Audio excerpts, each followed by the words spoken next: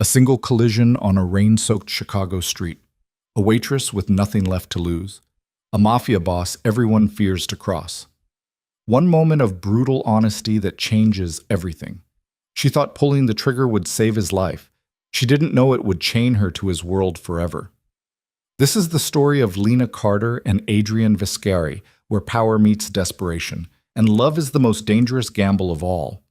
Stay with me until the end, hit that like button, and drop a comment with your city so I can see how far this story travels. But that's it. The rain came down like punishment. Lena Carter clutched her coat tighter, shoulders hunched against the downpour as she hurried along West Monroe. Her sneakers splashed through puddles she couldn't afford to replace, the duct tape on the left sole already peeling away. Midnight shift at Murphy's Diner had run late. Again.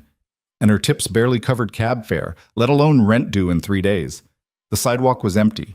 Smart people were home, dry, warm. Lena was none of those things. She turned the corner too fast, head down, and slammed straight into someone. The impact knocked the breath from her lungs. Strong hands caught her before she could fall, steadying her with a grip that felt expensive somehow. Firm, confident, unhurried. "Sorry, I'm so sorry." She looked up. The man staring back at her didn't look inconvenienced. He looked curious. He was tall, well over 6 feet, with dark hair slicked back from a face that belonged in old paintings of emperors or tyrants. Sharp cheekbones, olive skin, eyes so dark they were nearly black. His suit probably cost more than her entire year's rent, custom tailored. No umbrella, but the rain seemed to avoid him somehow, like even the weather knew better. "You hurt?" His voice was low, measured. Not concerned exactly, but not dismissive either. No, I'm fine." Lena stepped back, embarrassed. "I wasn't watching where I—" "Neither was I." He studied her face with an intensity that made her stomach tighten. Not threatening, but thorough, like he was cataloging every detail. "You work nearby?" "Murphy's, the diner on Clark." She didn't know why she answered. Something about his stillness made lying feel pointless. "Long shift?" "Double. Cover for Jenny. She's got the flu." He nodded slowly. Behind him, a black town car idled at the curb, headlights cutting through the rain. A driver stood beside the rear door, watching them with the stillness of a trained guard dog. "You should get home," the man said. "Streets aren't safe this late." Lena almost laughed. "Safer than my apartment." The words slipped out before she could stop them.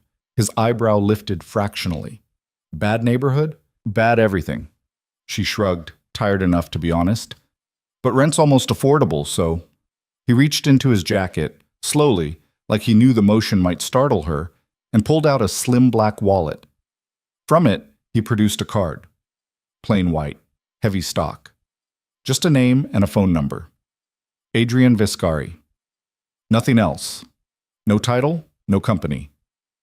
"You ever need work that pays better than Murphy's," he said, "call that number." Lena stared at the card, then at him. "What kind of work?" "The kind where showing up on time matters more than a college degree." His mouth curved slightly. Not quite a smile. "You strike me as someone who shows up." "I don't—" She hesitated. "I don't even know you." "No," he agreed. "You don't." The driver cleared his throat softly. Adrian glanced back, nodded, then returned his attention to Lena. "Think about it." He stepped toward the car, then paused. "What's your name?" "Lena. Lena Carter." "Lena." He said it carefully, like he was testing the weight of it. "Get home safe." The town car pulled away, taillights dissolving into the rain. Lena stood there, water streaming down her face, staring at the card in her hand until the ink started to blur. She walked the remaining 8 blocks to her studio apartment, climbed 4 flights of stairs that smelled like mildew and old cigarettes, and locked herself inside. The card went on the bathroom counter, propped against her toothbrush. She didn't sleep that night. Morning came gray and hostile. Lena showed up to Murphy's at 6 a.m. for the breakfast rush, still thinking about the man in the rain. Adrian Vescari. The name sat in her head like a stone she couldn't swallow. "You look like hell," Tina said, refilling the coffee station.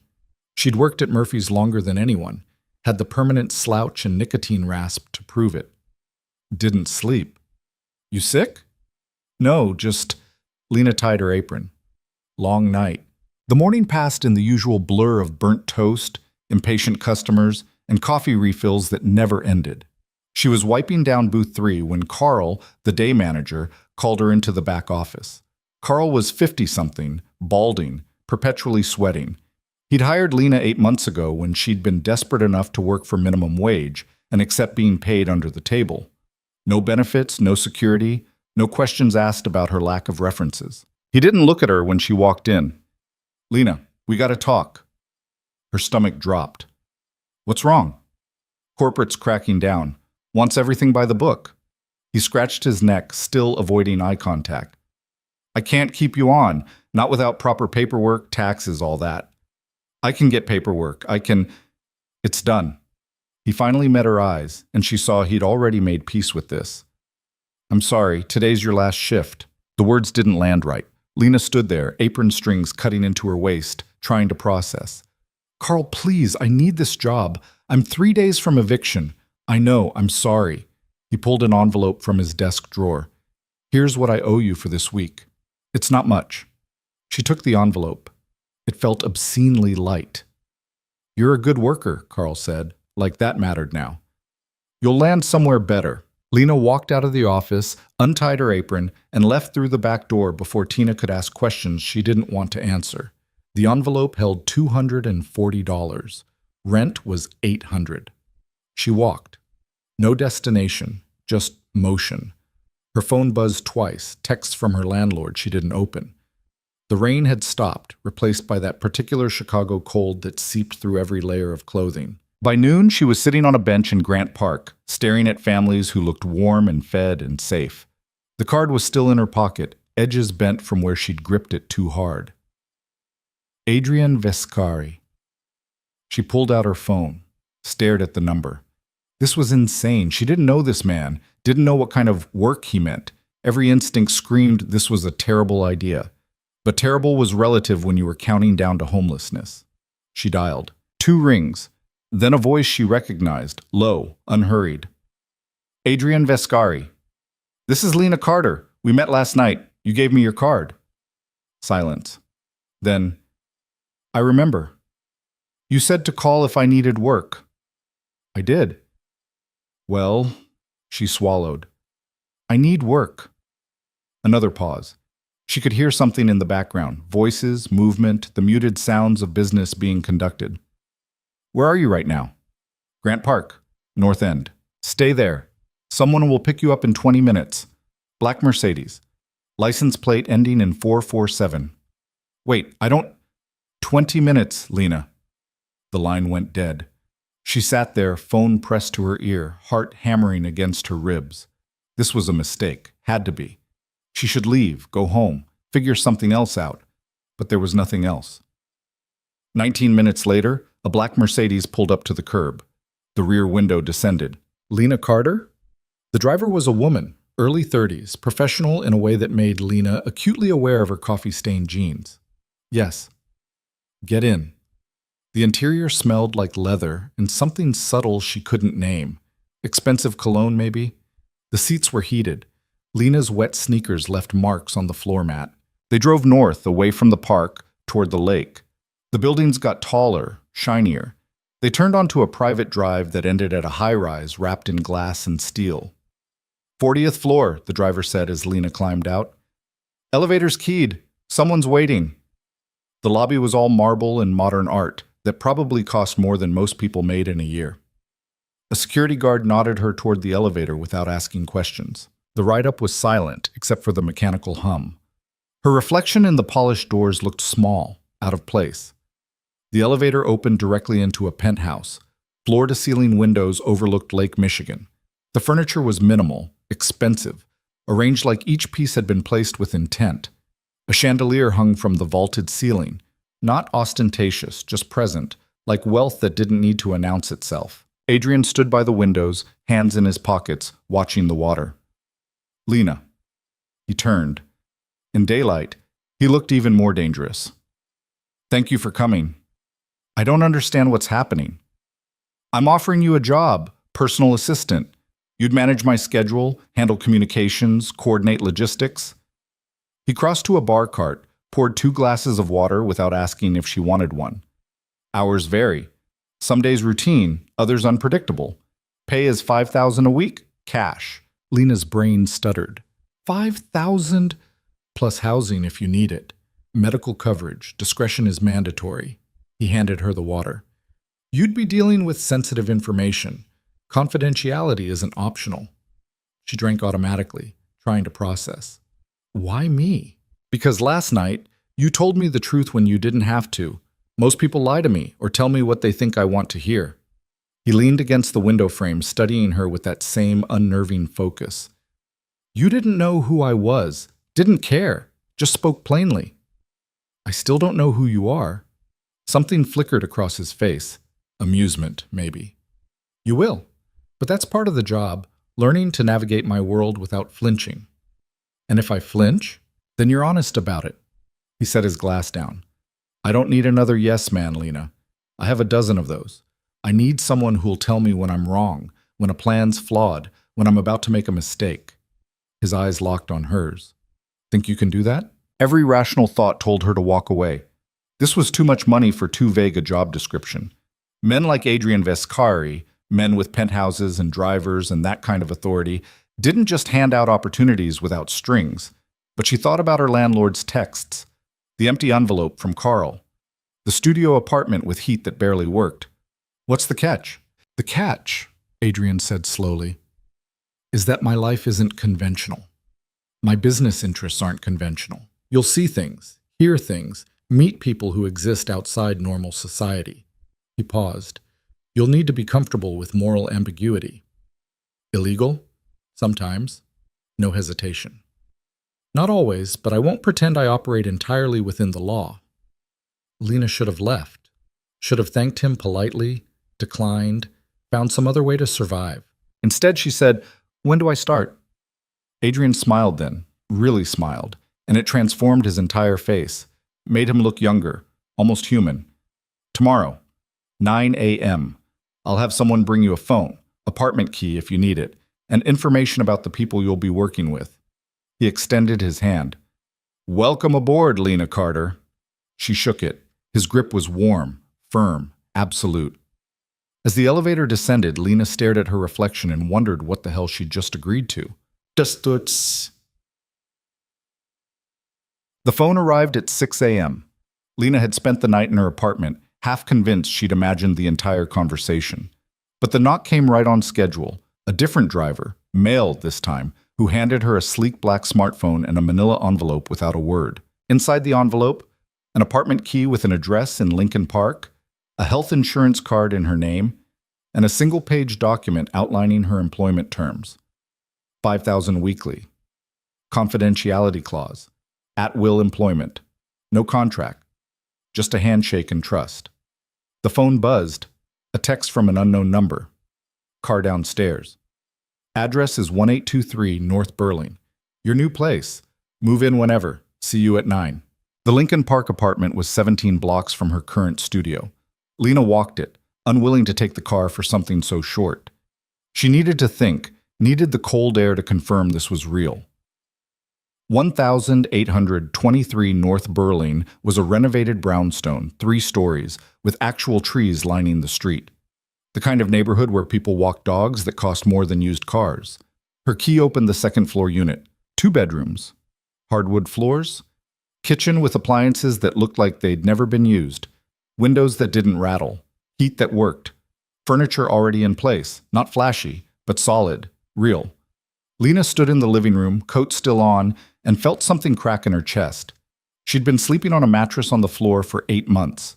This had a bed, with a frame, and sheets that smelled like lavender. She sat on the couch, actual cushions, not springs poking through fabric, and let herself breathe. At 8:30, she changed into the cleanest clothes she owned, pulled her hair into something resembling professionalism, and took the car to Adrian's building. The same elevator, same penthouse. But this time, 3 other people were waiting. Lena Carter. The woman who spoke was mid-40s, elegant in a charcoal suit, with silver hair cut precisely at her shoulders. I'm Margot Shaw. I handle Adrian's legal affairs. We'll be working closely. Margot's handshake was brief, assessing. The man beside her was younger, maybe 30, with the build of someone who'd played college football and maintained the training. Vincent Cross, security. You need anything? You come to me. His handshake lasted a second longer than necessary, like he was measuring her strength. The third person was a kid, couldn't be older than 25, wearing a hoodie and expensive sneakers. Eli Park, tech, phones, computers, anything digital. He didn't offer a handshake, just a quick nod. Adrian emerged from an office off the main room. Good. Everyone's here. He gestured to the conference table. Sit. They sat. Adrian remained standing, hands clasped behind his back. Lena's my new assistant. She handles my schedule, communications, anything I delegate. You treat her requests as mine. Clear? Margot nodded immediately. Vincent took a beat longer, still sizing Lena up. Eli was already back on his phone. Lena, Adrian continued, these three are your primary contacts. Margot for legal questions, Vincent for security concerns, Eli for anything technical. He pulled out a tablet, slid it across the table to her. Your first task. This is my schedule for the next 2 weeks. I need you to consolidate the meetings, eliminate redundancies, and flag anything that conflicts with the Thompson acquisition. Lena picked up the tablet. The schedule was chaos. Triple booked time slots, meetings with no locations listed, names with no context. What's the Thompson acquisition? Margot answered. Adrian's purchasing a logistics company. Shipping, warehousing, distribution, the owner's dragging his feet on final terms. Why? Because, Adrian said, he's afraid of who I am. There it was. The thing no one had said directly. Lena looked at him. And who are you? Vincent made a sound that might have been a laugh. Eli glanced up from his phone. Margot's expression didn't change, but something shifted in her eyes. Adrian walked to the window, hands still clasped. I run an organization that operates in industries most people pretend don't exist. Protection, acquisitions, enforcement. Some of it's legal. Most of it exists in gray areas. All of it requires control. He turned back. People call me a lot of things. Most of them are technically accurate. You're mafia, Lena said. I prefer organizational leadership, but yes, that's the common term. The room went quiet. Lena set the tablet down. You could have mentioned that yesterday. Would you have taken the job? She thought about it. Probably not. Exactly. Adrian crossed back to the table, pulled out the chair beside her, and sat. I need someone who'll see me as a person first, a reputation second. Everyone in this room has history with me, expectations, loyalties built over years. You don't. You're starting fresh. That's valuable. I'm also terrified. Good. He leaned back. Fear keeps you careful. Careful keeps you alive. His expression softened fractionally. I'm not asking you to do anything illegal, Lena. Your job is administrative. Logistics. You manage my time, not my business. And if I want out, then you walk away. No strings. He paused. But I think you'll stay. Why? Because you're curious. And because you've got nowhere else to go. He stood, smoothing his jacket. Prove me wrong if you want. Door's always unlocked. He left the room. Margot followed immediately, already on her phone. Vincent gave Lena a long look, then nodded once and disappeared. Eli stayed, still scrolling his phone. He's not what people think, Eli said quietly. Lena looked at him. What do you mean? Adrian, everyone assumes he's just another thug with a nice suit, but he's trying to change things, clean things up. Eli finally met her eyes. It's dangerous work. People don't like change. Are you warning me? I'm saying keep your eyes open. He stood, pocketed his phone. And don't trust anyone who tells you they're on your side. In this world, sides shift. He left. Lena sat alone in the conference room, staring at the tablet full of Adrian's impossible schedule. Then she got to work. Gosh, the first week was a masterclass in controlled chaos. Adrian's world moved at a speed Lena hadn't known existed. Meetings that shifted locations 3 times before they happened. Phone calls in languages she didn't recognize. People appearing and disappearing from his schedule with zero notice. She learned quickly, Vincent's security sweeps weren't optional. Margot's legal reviews could delay deals by days. Eli's technical paranoia, encrypted phones, scrambled emails, burner laptops, wasn't excessive. It was necessary. And Adrian himself was a study in contradictions. He could spend an hour on the phone negotiating shipping routes with the patience of a kindergarten teacher, then turn around and demolish someone's argument in 3 sentences flat. He remembered names, details, birthdays of people's kids, but he also made decisions that ended careers, shut down businesses, relocated families without visible remorse. "You're staring," Adrian said one afternoon. They were in his office, Lena reviewing contract revisions while he worked through a stack of financial reports. She hadn't realized she'd been watching him. "Sorry, I'm just trying to figure you out." "Any luck?" "Not really." He smiled without looking up. "Good. The day I'm predictable is the day I'm vulnerable. Is that what this is about? Control? Survival?" He set down his pen, finally meeting her eyes. "I inherited this organization from my father. He built it on fear, violence, exploitation. I'm trying to rebuild it into something sustainable, legal income streams, legitimate investments, infrastructure that doesn't rely on breaking bones." "Why?" "Because I'm tired."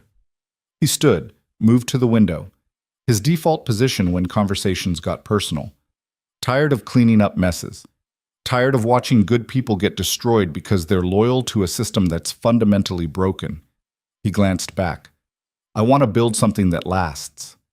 That means evolving past the old ways. And people resist that. Violently." Lena absorbed that. "Is that why you need Vincent, the security?"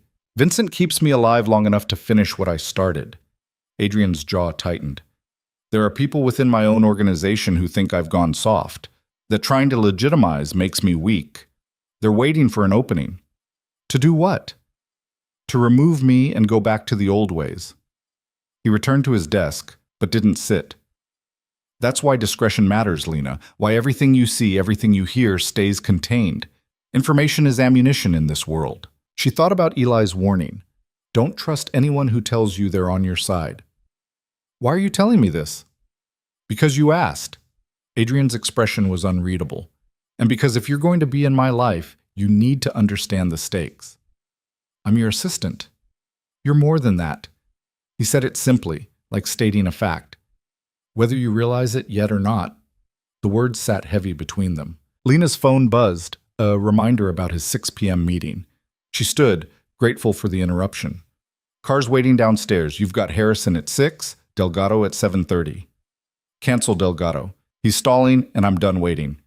Adrian grabbed his jacket. "Move it to next week, same time. If he cancels again, we're done negotiating." "Got it." They rode the elevator down in silence. The tension from upstairs lingered, unspoken things filling the space between them. "Lena," Adrian's voice was quiet. "You're doing good work. Better than I expected." "Thanks. I mean it. You've brought order to chaos. That's rare." The elevator doors opened. Vincent was waiting, as always, scanning the lobby with the alertness of someone who expected threats. Adrian started toward the car, then stopped, turned back. "Dinner tomorrow. Just us. There's a restaurant in River North I want to try." Lena blinked. "Is that a meeting?" "No, it's dinner." Something flickered in his expression. "Say no if you want, but I'd like the company." He left before she could answer. Vincent raised an eyebrow. "You gonna make the man wait?" "I don't." Lena shook her head. "This isn't part of the job." "Nothing about this job is what you signed up for." Vincent's tone wasn't unkind. "But he doesn't ask unless he means it. Think about that." The car pulled away. Lena stood in the lobby, phone in hand, trying to decide if she'd just been asked on a date by a mafia boss. Her phone buzzed. Text from Adrian. 8 p.m. tomorrow. Dress comfortable. She typed back. "I'll be there." 3 dots appeared, then disappeared. Then, "Good." The restaurant was small, tucked into a side street most people missed. No sign outside, just a red door and a doorman who nodded at Adrian like he was expected. Inside was all low lighting and brick walls, tables spaced far enough apart that conversation stayed private. Maybe 20 seats total, the kind of place that didn't advertise because it didn't need to. "Mr. Vescari." The host, a woman in her 60s with kind eyes, smiled genuinely. "Your usual table?" "Please, Rosa." They were led to a corner booth away from windows. Vincent took a seat at the bar, close enough to intervene, far enough to maintain the illusion of privacy. Adrian ordered wine without looking at the menu. "You trust me?" "With wine?" Lena slid into the booth. "Sure." "With anything else?" She considered that. "I'm still deciding." He laughed, actually laughed, the sound warm and unexpected. Fair. The wine came. Red, rich, probably expensive. Lena wasn't a wine person, but even she could tell this was several steps above anything she'd tasted before. "Tell me something true," Adrian said. "About what?" "Anything. Something I don't know." Lena swirled the wine, watching it catch the light. "I dropped out of college my sophomore year. Full scholarship to Northwestern. Lasted 3 semesters before my mom got sick. Spent 2 years taking care of her, working whatever jobs I could find that let me keep flexible hours. She died anyway. Cancer." She sipped the wine. "After that, I just drifted. Couldn't go back to school, couldn't afford to start over. So I waited tables and pretended I had a plan." Adrian listened without interrupting, without the polite platitudes people usually offered. "That's why you understood," he said finally. "When I asked about bad neighborhoods, bad everything. You've lived it. Different kind of bad than what you deal with. Bad's bad, Lena. It just wears different clothes." He leaned back. "For what it's worth, I'm sorry about your mother." "Thanks." The food came, small plates, things she couldn't identify, but tasted incredible. They ate, talked about nothing important. Books they'd read, movies they'd hated, the specific kind of cold that only Chicago managed in February. It felt normal, dangerously normal. "Can I ask you something?" Lena set down her fork. "Always." "Why me?" "Really, there have to be 100 people more qualified, more experienced, who actually know how your world works." Adrian was quiet for a long moment. "You remember what you said? That night in the rain?" "I said a lot of things." "You said bad everything. No hesitation, no embarrassment, just honesty." He met her eyes. "Everyone else in my life has an agenda. They want power, money, protection, revenge. They see me as a tool to get what they need." His voice dropped. "You didn't see me as anything. You just saw a guy in a suit who asked if you were hurt. That's worth more than experience." Something in Lena's chest tightened. "I'm still figuring out who you are." "Good. Don't stop." He signaled for the check. "The people who think they've got me figured out are the ones who end up disappointed." Outside, the cold was brutal. Vincent brought the car around while Adrian and Lena waited under the awning. "Thank you," Lena said. "For dinner, for—" She gestured vaguely. "All of this. You've earned it." Adrian's breath misted in the air. "And Lena? Tomorrow's going to be complicated. I've got a meeting with some people who aren't happy about the direction I'm taking things. I need you there, taking notes, observing. You'll hear things that'll make you uncomfortable." "How uncomfortable?" "Very. But I need someone in that room who isn't invested in the outcome. Someone who'll tell me the truth about what they saw." He looked at her directly. "Can you do that?" Every instinct said no. Said this was too much, too fast, too dangerous. But Lena thought about the apartment in Lincoln Park. The bed with real sheets, the job that paid in 1 week what she used to make in 2 months. She thought about Adrian standing in the rain, asking if she was hurt. "I can do that," she said. The car pulled up. Vincent opened the door, and Adrian gestured for Lena to get in first. As they drove through Chicago's night streets, Lena watched the city blur past and wondered when exactly she'd stopped being afraid of Adrian Vescari and started being afraid of how much she was beginning to trust him. Tomorrow, she'd find out what trust cost in his world. Tonight, she let herself believe it might be worth the price. The meeting was scheduled for 2 p.m. in a warehouse on the south side. Lena spent the morning reviewing files Margot had sent over, background on the people who'd be in the room. Names she'd never heard, faces that looked ordinary in their ID photos, but carried reputations that made her hands shake as she read.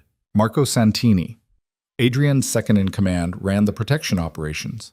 52, widowed, 3 daughters in private schools. The file noted he'd been with Adrian's father for 20 years before Adrian took over. James Reeves, distribution networks, shipping routes, former military, dishonorable discharge for reasons the file didn't specify, loyal to profit more than people. Yuki Tanaka, financial operations, money movement, quiet, precise, dangerous when crossed. The file had a note in Margot's handwriting, watches everything, trusts no one. And finally, David Chen, youngest of the group at 38, controlled the South Side territories. The file's last line made Lena's stomach turn. Openly questions Adrian's new direction. Consider him hostile. You ready for this? Vincent appeared in her doorway at the Lincoln Park apartment. She'd been staying there for a week now, still not used to having space to breathe. No. Lena closed the laptop. But I'm going anyway. Good answer. He tossed her something, a small black device, rectangular about the size of a car key fob. Panic button. You press that, I come running. Don't hesitate if things feel wrong. She slipped it into her jacket pocket. Things already feel wrong. Then you're paying attention. Vincent's expression was serious. Stay close to Adrian. Don't engage with anyone unless he signals it's okay. And if shooting starts, you hit the floor and stay there. Jesus, Vincent. I'm not trying to scare you. I'm trying to keep you alive. He held the door open. Let's go. The warehouse was exactly what Lena expected. Concrete floors, high ceilings, the smell of oil and rust. 2 black SUVs were already parked inside when they arrived. Men in dark suits stood at intervals, hands resting near concealed weapons. Adrian was talking with Margot near a makeshift conference table, just a sheet of plywood laid across sawhorses, folding chairs arranged around it. He looked up when Lena entered, gave a slight nod. You brought the assistant. Marco Santini's voice carried across the warehouse. He was shorter than Lena expected, stocky, with silver hair and eyes that cataloged everything.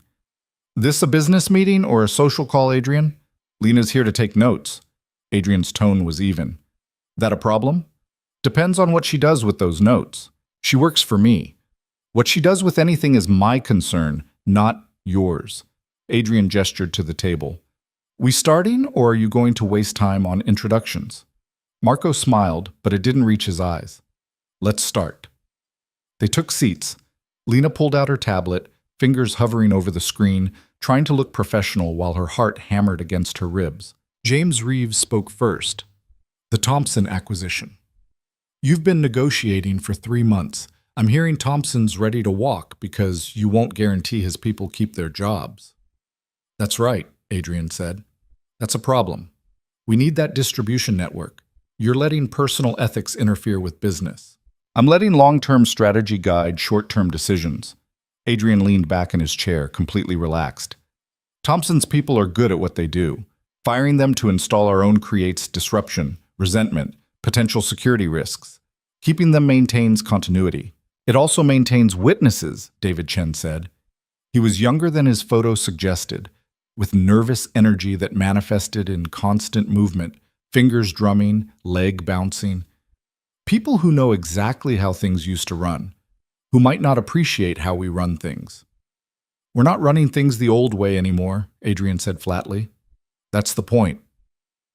The temperature in the room dropped 10 degrees. Explain that. Marco's voice was quiet, which somehow made it more threatening. The old way was extortion, violence, burning bridges to make quick money. It worked for a while. Then it didn't. Too much attention, too many enemies, too many variables we couldn't control. Adrian's gaze swept the table.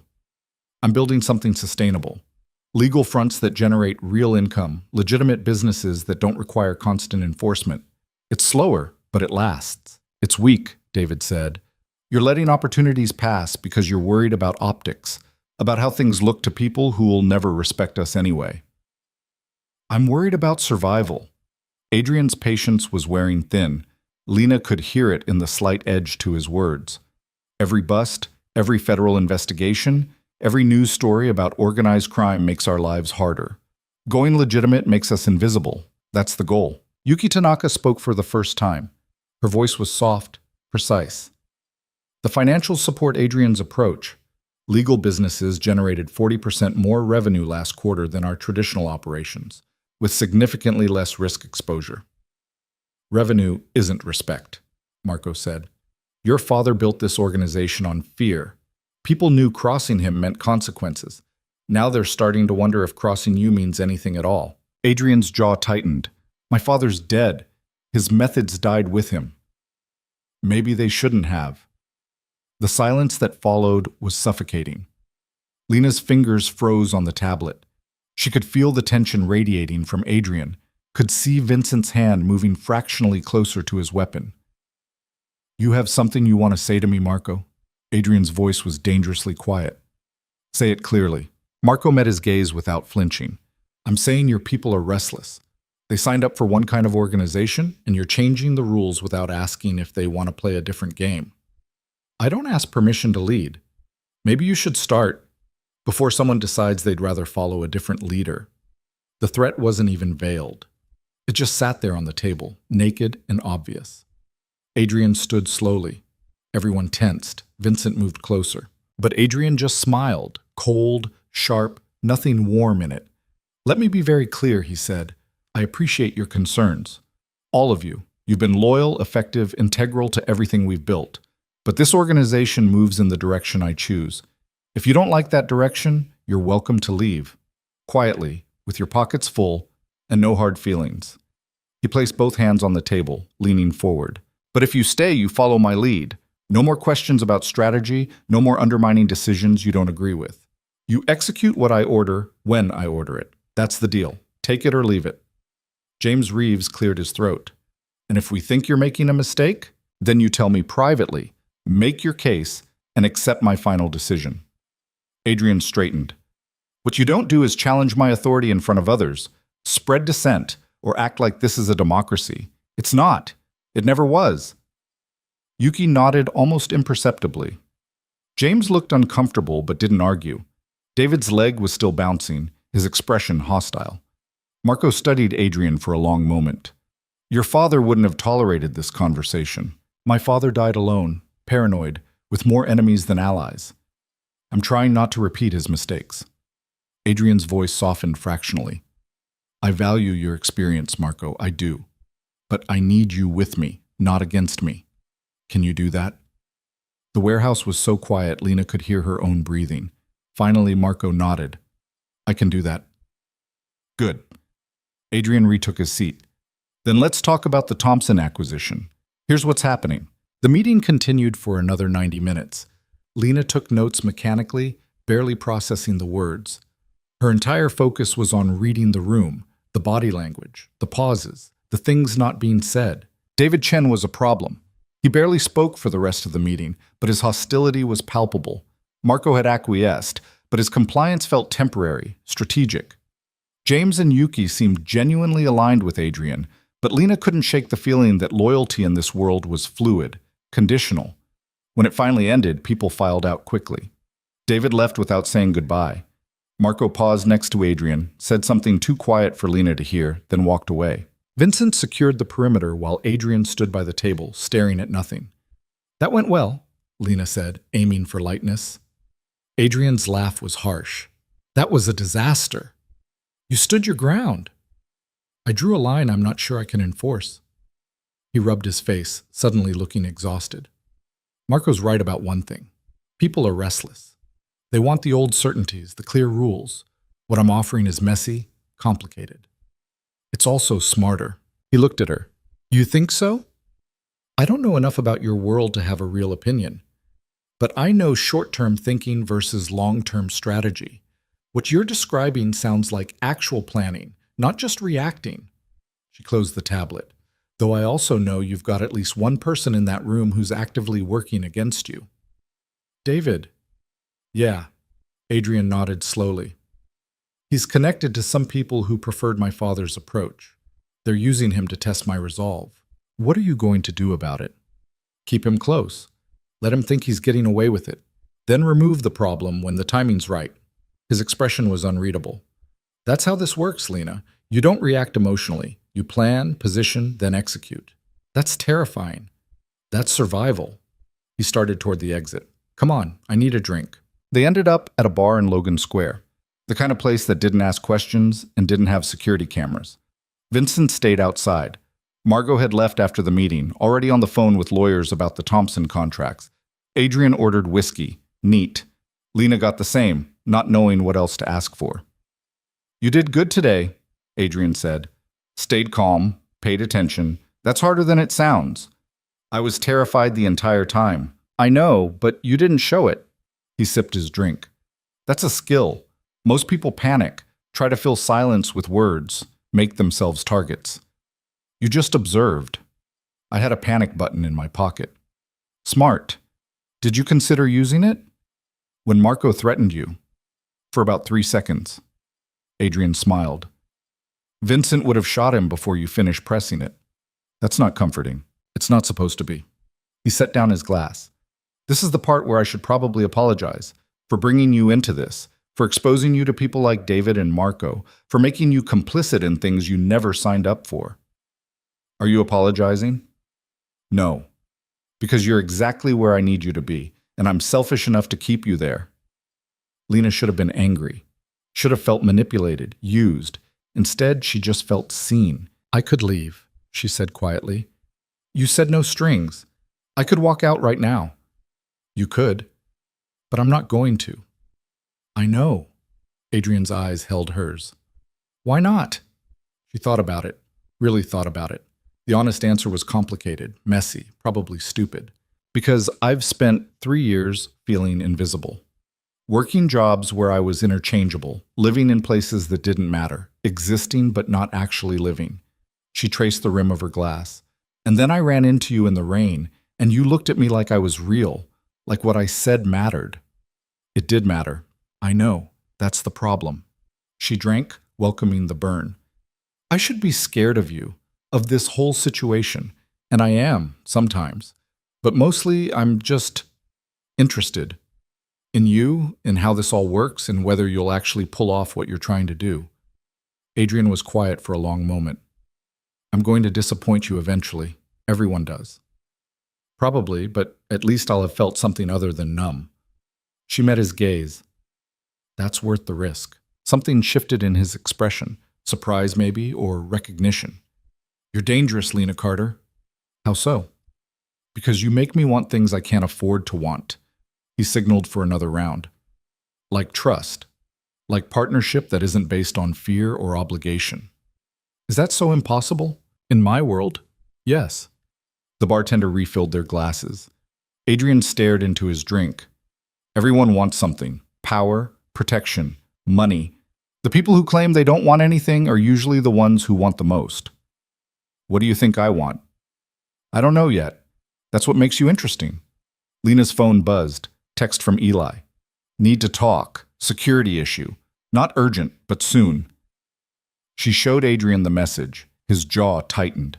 "Finish your drink. We're going back to the office." Eli was waiting in the penthouse, laptop open, looking more serious than Lena had ever seen him. "We've got a leak," he said without preamble. "Someone's feeding information to outside parties. I've been tracking unusual data access patterns for a week, and it's consistent. Same person, same times, pulling files they shouldn't have access to." Adrian's expression went cold. "Who?" "Still working on it. They're using a proxy, bouncing the connection through multiple servers, but they're in our network, which means it's someone we trust." Eli pulled up a screen full of code Lena couldn't decipher. "They accessed the Thompson acquisition files 3 days ago, the Delgado contracts yesterday. And this morning, they pulled your personal schedule." "My schedule?" Adrian moved closer. "What specifically?" "Everything. Meetings, locations, travel plans, everything Lena's been organizing." Lena's stomach dropped. "Are you saying this is my fault?" "I'm saying someone's using your access to get information." Eli's tone wasn't accusatory, just factual. "Either they've compromised your devices or they're watching your activity." Adrian's hand landed on Lena's shoulder, brief, reassuring. "It's not your fault." "Eli, how fast can you lock this down?" "Already done. I've created a shadow schedule, fake information that looks real. If they access it again, we'll know exactly who it is." "Good. Set it up. Make the fake schedule convincing. Real locations, plausible meetings. Let's see who takes the bait." Vincent entered, phone pressed to his ear. He ended the call, looked at Adrian. "We've got another problem." "Of course we do." David Chen just met with someone from the Koreans. One of my guys spotted them at a restaurant in Chinatown, deep in conversation. The temperature in the room plummeted. The Koreans, Adrian repeated slowly. The same organization that's been trying to move into our South Side territory for 6 months. The same. Adrian was silent for a long moment. When he spoke, his voice was ice. David's making his move. He's selling us out, trying to broker a deal that cuts me out and puts him in charge. What do you want to do? Vincent's hand rested on his weapon. Nothing yet. Let him think he's being clever. Adrian turned to Eli. The leak. Could it be David? Possible. I'll cross-reference the access times with his schedule, see if there's overlap. Do it! Fast! Adrian looked at Vincent. Increase security. I want eyes on David 24/7. And put someone on the Koreans. I want to know every move they make. Done. Everyone moved into action. Eli returned to his laptop. Vincent made calls. Margot appeared from somewhere, already reading legal documents on her phone. Lena stood frozen, trying to process. Adrian noticed. Hey, you okay? I don't know. This is a lot. I know. He guided her to the couch, away from the others. Listen to me. This is what I was trying to protect you from. The politics, the betrayals, the constant threat assessment. It's exhausting and dangerous. And you didn't sign up for it. Neither did you, Lena said. You inherited it. That doesn't make it less my responsibility. His eyes were serious. If you want out, now's the time. I can protect you, set you up somewhere safe, make sure none of this touches you. And if I stay, then you're in it, all the way. The good, the bad, the terrifying. He paused. I won't lie to you, Lena. The next few weeks are going to get ugly. David's going to force my hand, and when that happens, there won't be a clean resolution. Someone's going to get hurt. Lena thought about Murphy's diner, the studio apartment with broken heat, the feeling of invisibility that had defined her life for 3 years. Then she thought about the last 2 weeks, the apartment in Lincoln Park, the work that actually mattered, the man in front of her who looked at her like she was essential. I'm staying, she said. Why? Because running didn't make me happy before. Maybe standing still will. Adrian's expression softened. You're brave. Foolish, but brave. I'll take that. Lena, his voice dropped. If things go wrong, if David makes his move and it gets violent, I need you to promise me something. What? That you'll listen to Vincent, that you'll let him get you out, protect you, even if I'm not there to give the order. The implications of that hit hard. Adrian, promise me. She held his gaze. I promise. Good. He stood, the moment of vulnerability closing. Eli, what's the timeline on identifying the leak? Give me 12 hours. If they access the fake schedule, I'll have them. Make it 8. The penthouse became a command center. Phones rang constantly. People came and went. Lena took notes, coordinated logistics, did everything Adrian needed without being asked. Around midnight, Margot pulled her aside. You're doing well, Margot said. Better than I expected. Thanks, I think. I mean it. Most people would have run by now. The ones who stay usually have ulterior motives. Margot's gaze was assessing. I don't think you do. I just want to help. That's what worries me. Margot lowered her voice. Adrian's trying to change things, make them better. But change is dangerous in this world. The people who benefit from chaos will fight to maintain it. David's just the first. There will be others. What are you saying? I'm saying be careful. Adrian cares about you, more than he should probably. That makes you valuable, but it also makes you a target. Margot's expression was kind, almost maternal. Watch your back. Trust Vincent. And if things get too heavy, remember that leaving isn't betrayal. It's survival. Before Lena could respond, Eli called out. Got movement. Someone just accessed the fake schedule. Everyone converged on his laptop. Can you trace it? Adrian leaned over Eli's shoulder. Working on it. They're using a VPN, but... Got it. Location's pinging from... Eli's face went pale. Marco's house. The room went silent. Vincent spoke first. You sure? Positive.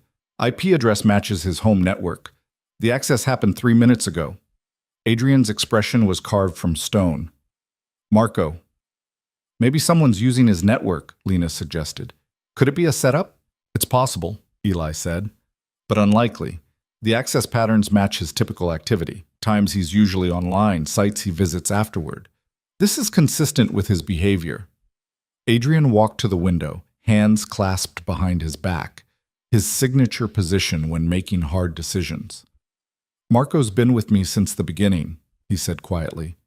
He was loyal to my father for 20 years before that. If he's the leak, it's not just betrayal. It's personal. What do you want to do? Vincent's tone was neutral, professional. Confirm it first. Eli, can you bait him again? Send something specific to the fake schedule, see if he bites. Easy, give me an hour. Do it. Adrian turned back. Vincent, I want surveillance on his house. Everyone who comes and goes, phone records, financial transactions, everything. Already calling it in. The night stretched into early morning. Lena made coffee, coordinated with Vincent's security team, fielded calls from people whose names she was starting to recognize. At 3 a.m., Eli had confirmation. He accessed the schedule again. This time he pulled a file I planted. Fake meeting with the Koreans, supposedly Adrian's attempt to negotiate behind David's back. Smart, Margot said. If Marco's working with David, he'll pass that information along, try to make you look like the betrayer. Exactly what I'm counting on. Adrian's smile was cold. Let them think I'm off balance, desperate. The more confident they get, the sloppier they become. And when they make their move, Lena asked, we'll be ready. The plan took shape over the next few hours. Adrian would allow the fake information to spread, let Marco and David think they had the upper hand. Meanwhile, Eli would continue tracking communications, Vincent would position security assets, and Margot would prepare legal contingencies. As dawn broke over Chicago, the penthouse finally emptied. Vincent left to coordinate surveillance.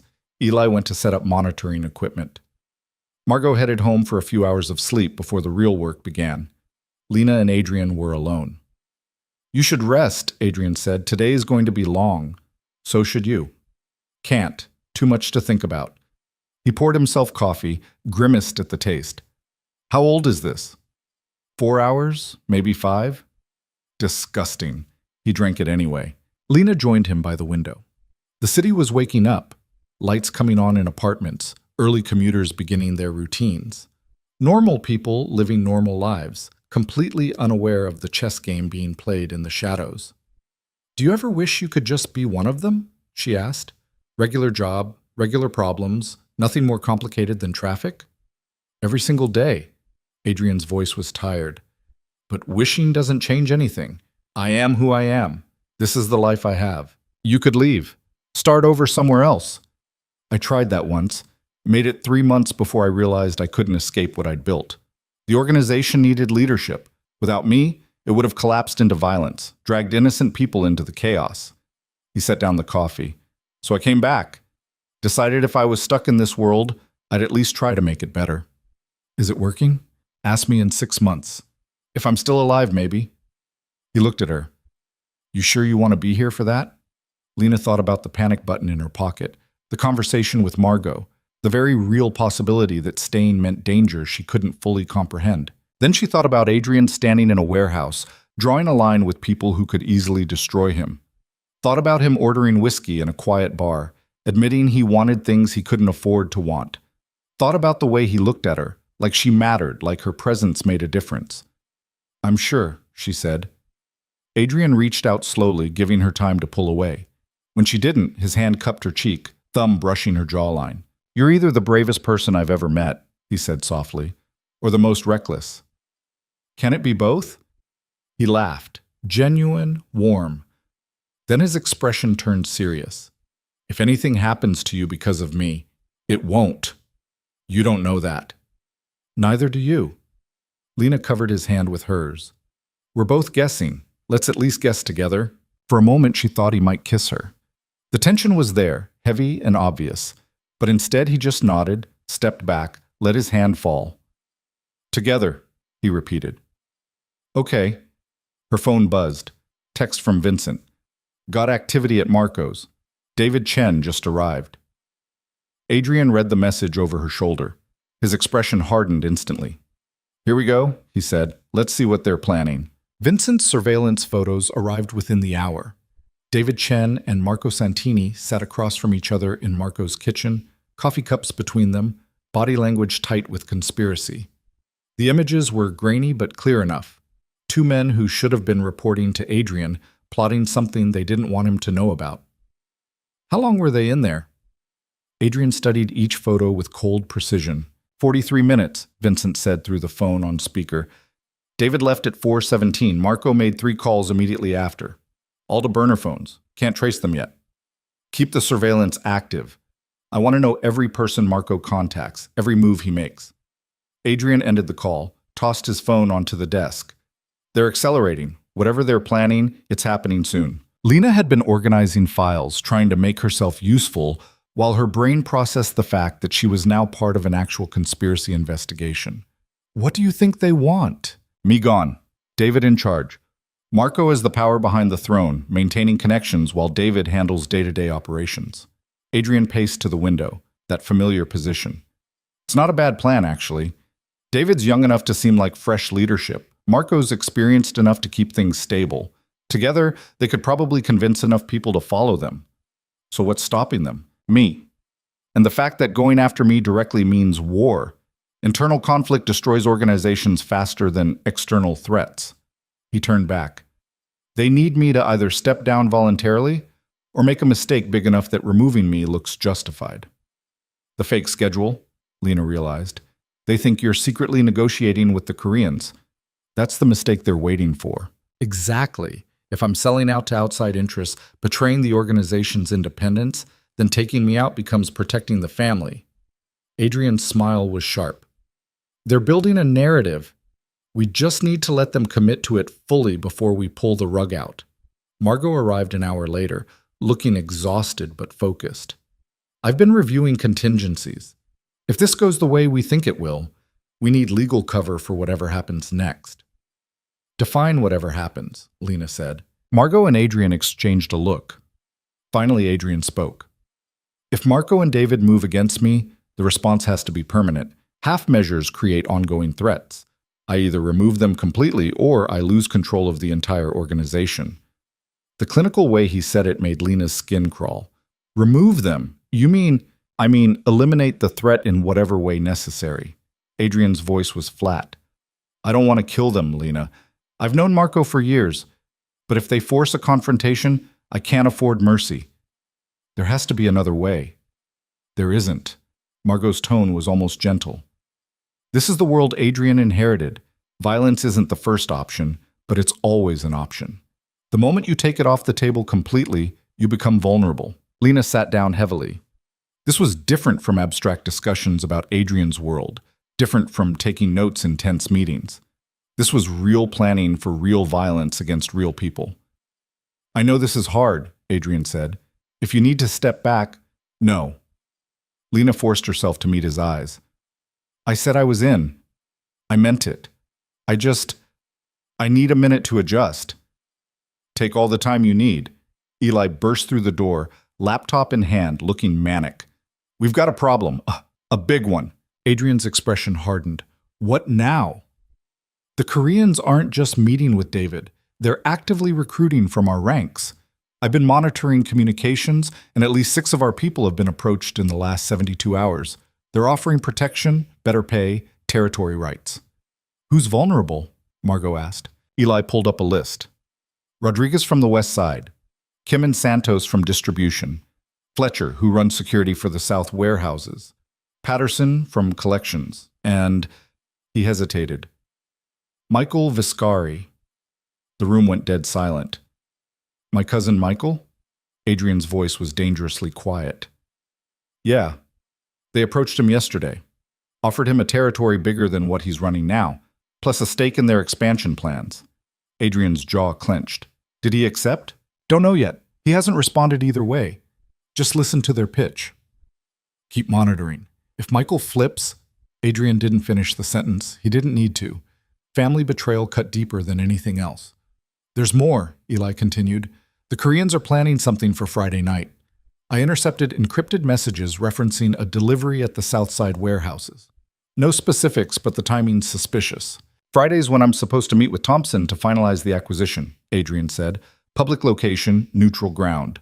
If something happens at the warehouses while I'm occupied, they could take the territory while you're unable to respond immediately, Margot finished. And if David's people are already compromised, they won't defend it. Vincent called back. Got something else? Marco just left his house, heading south. My guy's tailing him. Adrian put the phone on speaker. Where south? Looks like, yeah, he's heading toward the warehouses, same ones Eli just mentioned. Everything clicked into place. It's a setup, Adrian said. The fake schedule worked too well. They think I'm negotiating with the Koreans Friday, so they're planning to hit the warehouses while I'm supposedly occupied. Catch me in the lie, show the organization I've betrayed them, then move against me with justification. Except you're not actually meeting with the Koreans, Lena said. No, which means Friday, I'll be exactly where I need to be to stop whatever they're planning. Adrian looked at Vincent's phone. Don't lose Marco. I want to know exactly where he goes, who he talks to. On it. The next 3 days were organized chaos. Adrian maintained his normal schedule, gave no indication he knew about the conspiracy. Lena coordinated his actual meetings while Eli maintained the fake schedule, feeding Marco and David just enough false information to keep them committed. Vincent positioned security teams around the Southside warehouses, hidden observers who could move quickly if needed. Margot prepared documentation that would legally justify whatever actions became necessary: self-defense claims, property protection, emergency response protocols that skirted the edge of legality but held up under scrutiny. And Lena watched it all unfold, taking notes, coordinating communications, trying not to think too hard about what Friday might bring. Thursday night, Adrian called her into his office after everyone else had left. You should stay home tomorrow, he said without preamble. Whatever happens at those warehouses, it's going to be dangerous. I don't want you anywhere near it. Where you go, I go. That's the job. The job doesn't include getting shot at. Might want to update the employment terms then. Lena kept her voice steady. I'm not sitting this out, Adrian. You need someone there taking notes, documenting everything. That's me. Lena, we've had this conversation. I'm staying. She crossed her arms. Unless you're firing me, I'll be there. He stared at her for a long moment, then shook his head. You're impossible. I learned from the best. Adrian almost smiled. Then his expression turned serious. If I tell you to run, you run. If Vincent says get down, you hit the ground. If anything feels wrong, you use that panic button. Agreed? Agreed. And if something happens to me, it won't. If it does, he continued firmly, Vincent has instructions. He'll get you out, set you up somewhere safe, make sure you're protected. There's money in an account with your name on it. Enough to start over anywhere you want. Lena's throat tightened. You've been planning for this. I've been planning for every contingency. That's how I've stayed alive this long. He moved closer, close enough that she could see the exhaustion in his eyes, the weight of everything he carried. You've become important to me, Lena. More important than is probably wise. I need to know you'll be okay if tomorrow goes wrong. I need you to know I'm not going anywhere. She reached out, took his hand. We're in this together. You said that, remember? I remember everything you've said. His thumb traced her knuckles. Every word, every look, every moment since that night in the rain. You've changed things for me. Made me want... He stopped, seemed to reconsider. Made me hope that maybe there's more to life than just survival. There is. There can be. Not if I'm dead. Then don't die. Lena squeezed his hand. Pretty simple solution. He laughed, the sound breaking some of the tension. You make it sound easy. It's not. But nothing about this has been easy, and we've managed so far. Adrian pulled her closer, slowly, giving her every chance to pull away. When she didn't, his other hand cupped her face, tilting it up toward his. Last chance to run, he murmured. Not running. The kiss was soft at first, tentative, like he was afraid she might break. But when Lena leaned into it, her hands gripping his shirt, something shifted. The kiss deepened, became urgent, months of tension and wanting compressed into a single moment. When they finally broke apart, both breathing hard, Adrian rested his forehead against hers. That was a terrible idea, he said, probably the worst. We should maintain professional boundaries. Definitely. Neither of them moved. Tomorrow's going to change everything, Adrian said quietly. One way or another, after Friday, nothing will be the same. I know. You scared? Terrified. Lena pulled back just enough to see his face. But I'd rather be terrified with you than safe and alone. That might be the most romantic and simultaneously disturbing thing anyone's ever said to me. I aimed to please. This time when he kissed her, it was slower, deeper, like he was memorizing the feel of her. Lena let herself sink into it, let herself stop thinking about warehouses and conspiracies and the very real possibility that tomorrow could end in bloodshed. For just this moment, there was only Adrian and the warmth of his hands and the way he kissed her like she was something precious. Eventually, they pulled apart. Reality reasserted itself. Get some sleep, Adrian said. We leave at 7. What about you? I'll sleep when this is over. He stepped back, putting professional distance between them. Vincent's driving you home. Don't argue. I wasn't going to. Liar. Lena smiled despite everything. Good night, Adrian.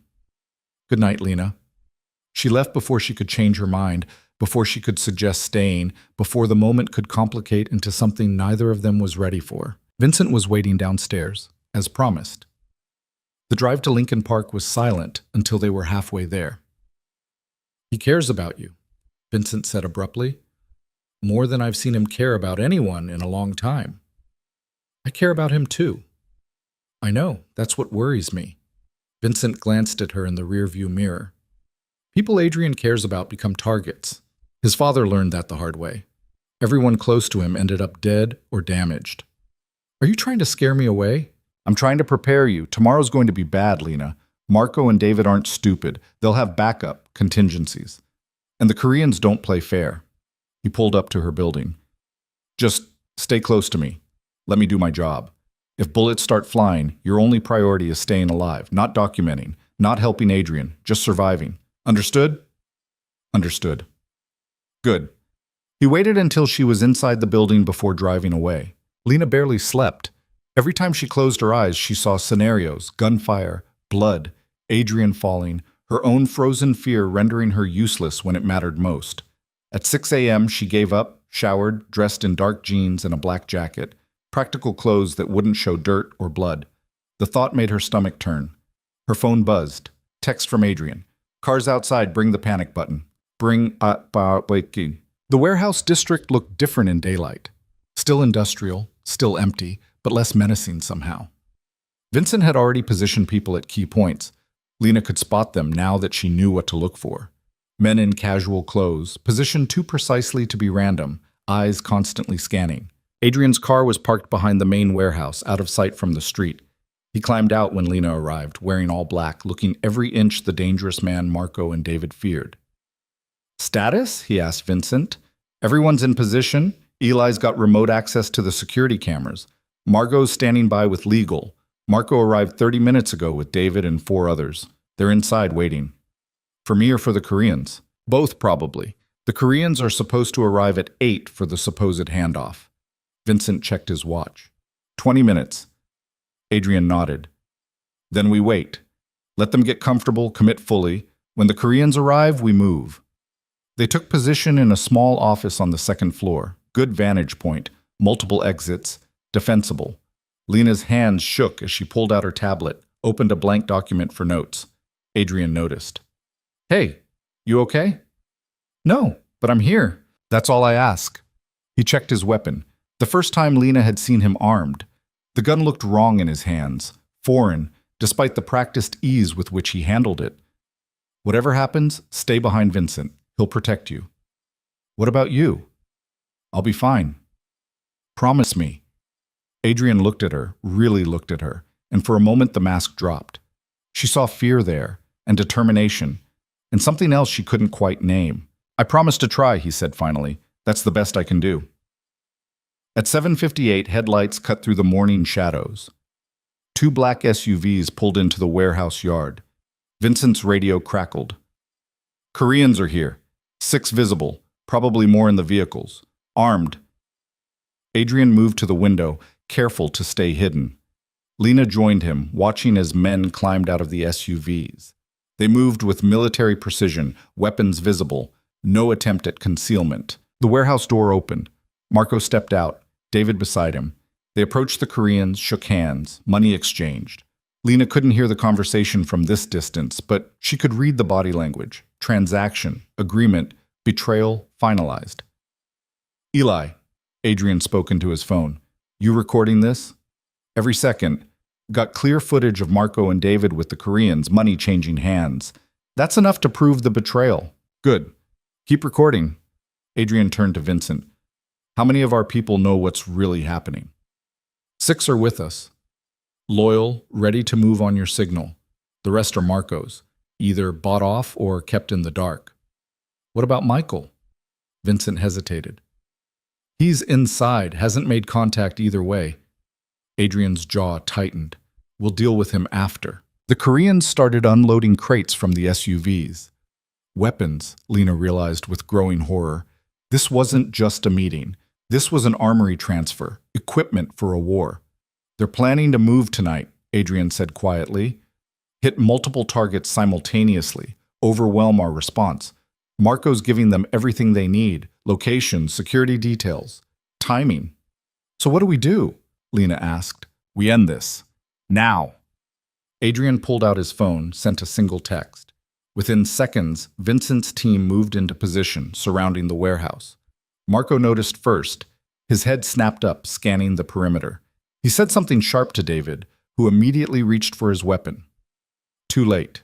Adrian stepped out of the office, walked calmly down the stairs into the main warehouse floor. Vincent flanked him, weapon drawn. Lena stayed back, heart hammering, tablet clutched uselessly in her shaking hands. Marco. Adrian's voice carried across the space, calm and cold. We need to talk. Marco's expression flickered. Surprise, calculation, resignation. Adrian, this isn't what it looks like. Really? Because it looks like you're selling weapons to the Koreans in my warehouse, using my resources to betray everything we've built. Adrian stopped 10 feet away. Tell me how I'm misreading this. David moved closer to Marco, hand on his gun. The Koreans spread out, forming a loose circle. Vincent's people emerged from cover, weapons trained, Mexican standoff. Nobody moved. You're destroying this organization, Marco said finally. Your father built something powerful, something people feared. You're turning it soft, weak. Someone had to stop you. By selling us out to outsiders? That's your solution? The Koreans respect strength. They offered partnership, real power. Not this, Marco gestured dismissively. This corporate sanitization you're pushing. We're criminals, Adrian. Pretending otherwise doesn't change what we are. I'm trying to build something that lasts, something that doesn't end with all of us dead or in prison. Adrian's control was absolute, voice never rising. You're choosing short-term profit over long-term survival. I'm choosing reality over your fantasy. Marco drew his weapon. And I'm choosing new leadership. Everything happened at once. David pulled his gun. The Koreans raised theirs. Vincent's team shouted warnings. Lena hit the ground, hands over her head, tablet clattering away. The first shot was deafening. Lena couldn't tell who fired. Suddenly, the warehouse was chaos. Muzzle flashes, the crack of gunfire, shouting in multiple languages. She crawled behind a concrete pillar, making herself as small as possible, panic button pressed hard in her palm. Vincent was returning fire, protecting Adrian's position. Adrian himself had taken cover behind a crate, weapon out but not firing yet, still trying to de-escalate. "Stand down!" he shouted. "Nobody else has to die." Marco's response was another shot, close enough that concrete chips exploded near Adrian's head. "Lena, get out!" Vincent yelled. "Now!" But the exit was blocked. Korean operatives had taken position there, cutting off escape routes. She was trapped, pinned down, useless. One of the Koreans moved toward her position. Vincent saw, swung his weapon around, fired twice. The man dropped. "Stay down," Vincent commanded. David was shooting wildly, panicked, inexperienced. One of Vincent's team took him down with a clean shot to the shoulder. David fell, screaming, weapon skittering away. Marco was more controlled, advancing on Adrian's position with cold precision. "You should have stayed in your lane, Asa," he called. "Your father would have handled this by now." "My father would have gotten everyone killed," Adrian stood, weapon raised. Last chance, Marco. Stand down. No. Marco fired. Adrian dove left, returned fire. The shot caught Marco in the leg, dropping him to one knee. But Marco wasn't done. Even wounded, he raised his weapon again, aimed directly at Adrian. Lena saw it happening in slow motion, saw Marco's finger tighten on the trigger, saw Adrian partially exposed, unable to move fast enough. She didn't think. One of the Korean operatives had dropped his weapon nearby when Vincent shot him. Lena grabbed it, hands shaking so badly she could barely hold it steady. "Marco!" she screamed. He turned, surprised. For a split second he hesitated. Lena pulled the trigger. The recoil nearly knocked her over. The sound was impossibly loud. And Marco looked down at the spreading red on his chest, expression more confused than pained. He fell. The warehouse went silent. Everyone staring at Lena, at the smoking gun in her hands, at Marco's body on the concrete. "Oh God," Lena whispered. "Oh God, oh God." The Koreans broke first. Without Marco and David to coordinate with, they retreated, dragging their wounded, leaving their equipment. Vincent's team let them go, too focused on securing the scene. Adrian crossed to Lena in 3 strides, carefully took the weapon from her frozen hands. "It's okay," he said quietly. "You're okay. He was going to kill me. You saved my life. I shot him. I killed—" Lena couldn't finish. Her legs gave out. Adrian caught her, lowered her to the ground, held her while she shook. "Breathe. Just breathe. You did what you had to do." Vincent was on the radio, calling for medical, for cleanup, for lawyers. Margot would already be mobilizing, preparing the legal defense, the official story. One of Vincent's team checked Marco's pulse. He's gone. David was still alive, bleeding from his shoulder, being restrained by 2 security guys. He was crying, repeating, "I'm sorry," over and over. Michael Vescari emerged from an upstairs office, hands raised. "I wasn't part of this," he said quickly. "They approached me, yeah, but I came to Adrian 2 days ago, told him everything. I've been feeding them false information." Adrian looked at Vincent, who nodded confirmation. "He's telling the truth. Michael's been helping us from inside." Relief and betrayal and a dozen other emotions crossed Adrian's face. "We'll talk later." Lena couldn't stop shaking. Adrian's arms around her were the only thing keeping her together, keeping her from completely falling apart. "I killed someone," she said numbly. You saved me." Adrian pulled back, made her look at him. "Marco was going to shoot me. You stopped him. That's all that matters." "I can't. I don't. I know it's horrible. I know you feel like you're drowning right now." His voice was gentle, grounding. "But you're alive. I'm alive. We survived." Police sirens wailed in the distance. Margot's car pulled up outside. "What happens now?" Lena managed. "Now we deal with the aftermath." Adrian helped her stand. "Margot will handle the legal. You were acting in defense of another person. Clear self-defense. There were a dozen witnesses, video footage. You won't be charged." "I don't care about being charged. I care that I killed someone." "I know." He held her face between his hands, forced her to focus on him. "I know, and I'm sorry. Sorry you had to do that. Sorry I put you in this position.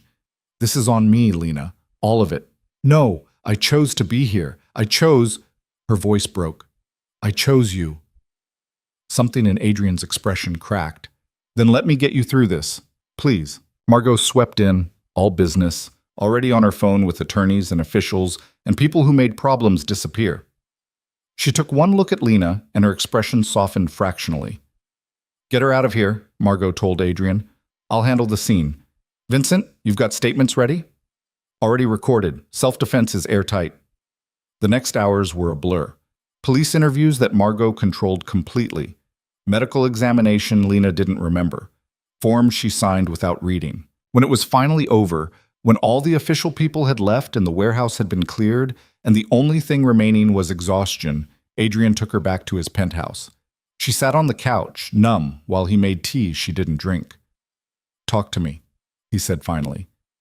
"I don't know what to say." "Anything, everything, nothing." He sat beside her, close but not touching, giving her space. "Whatever you need." "I need—" Lena's voice shook.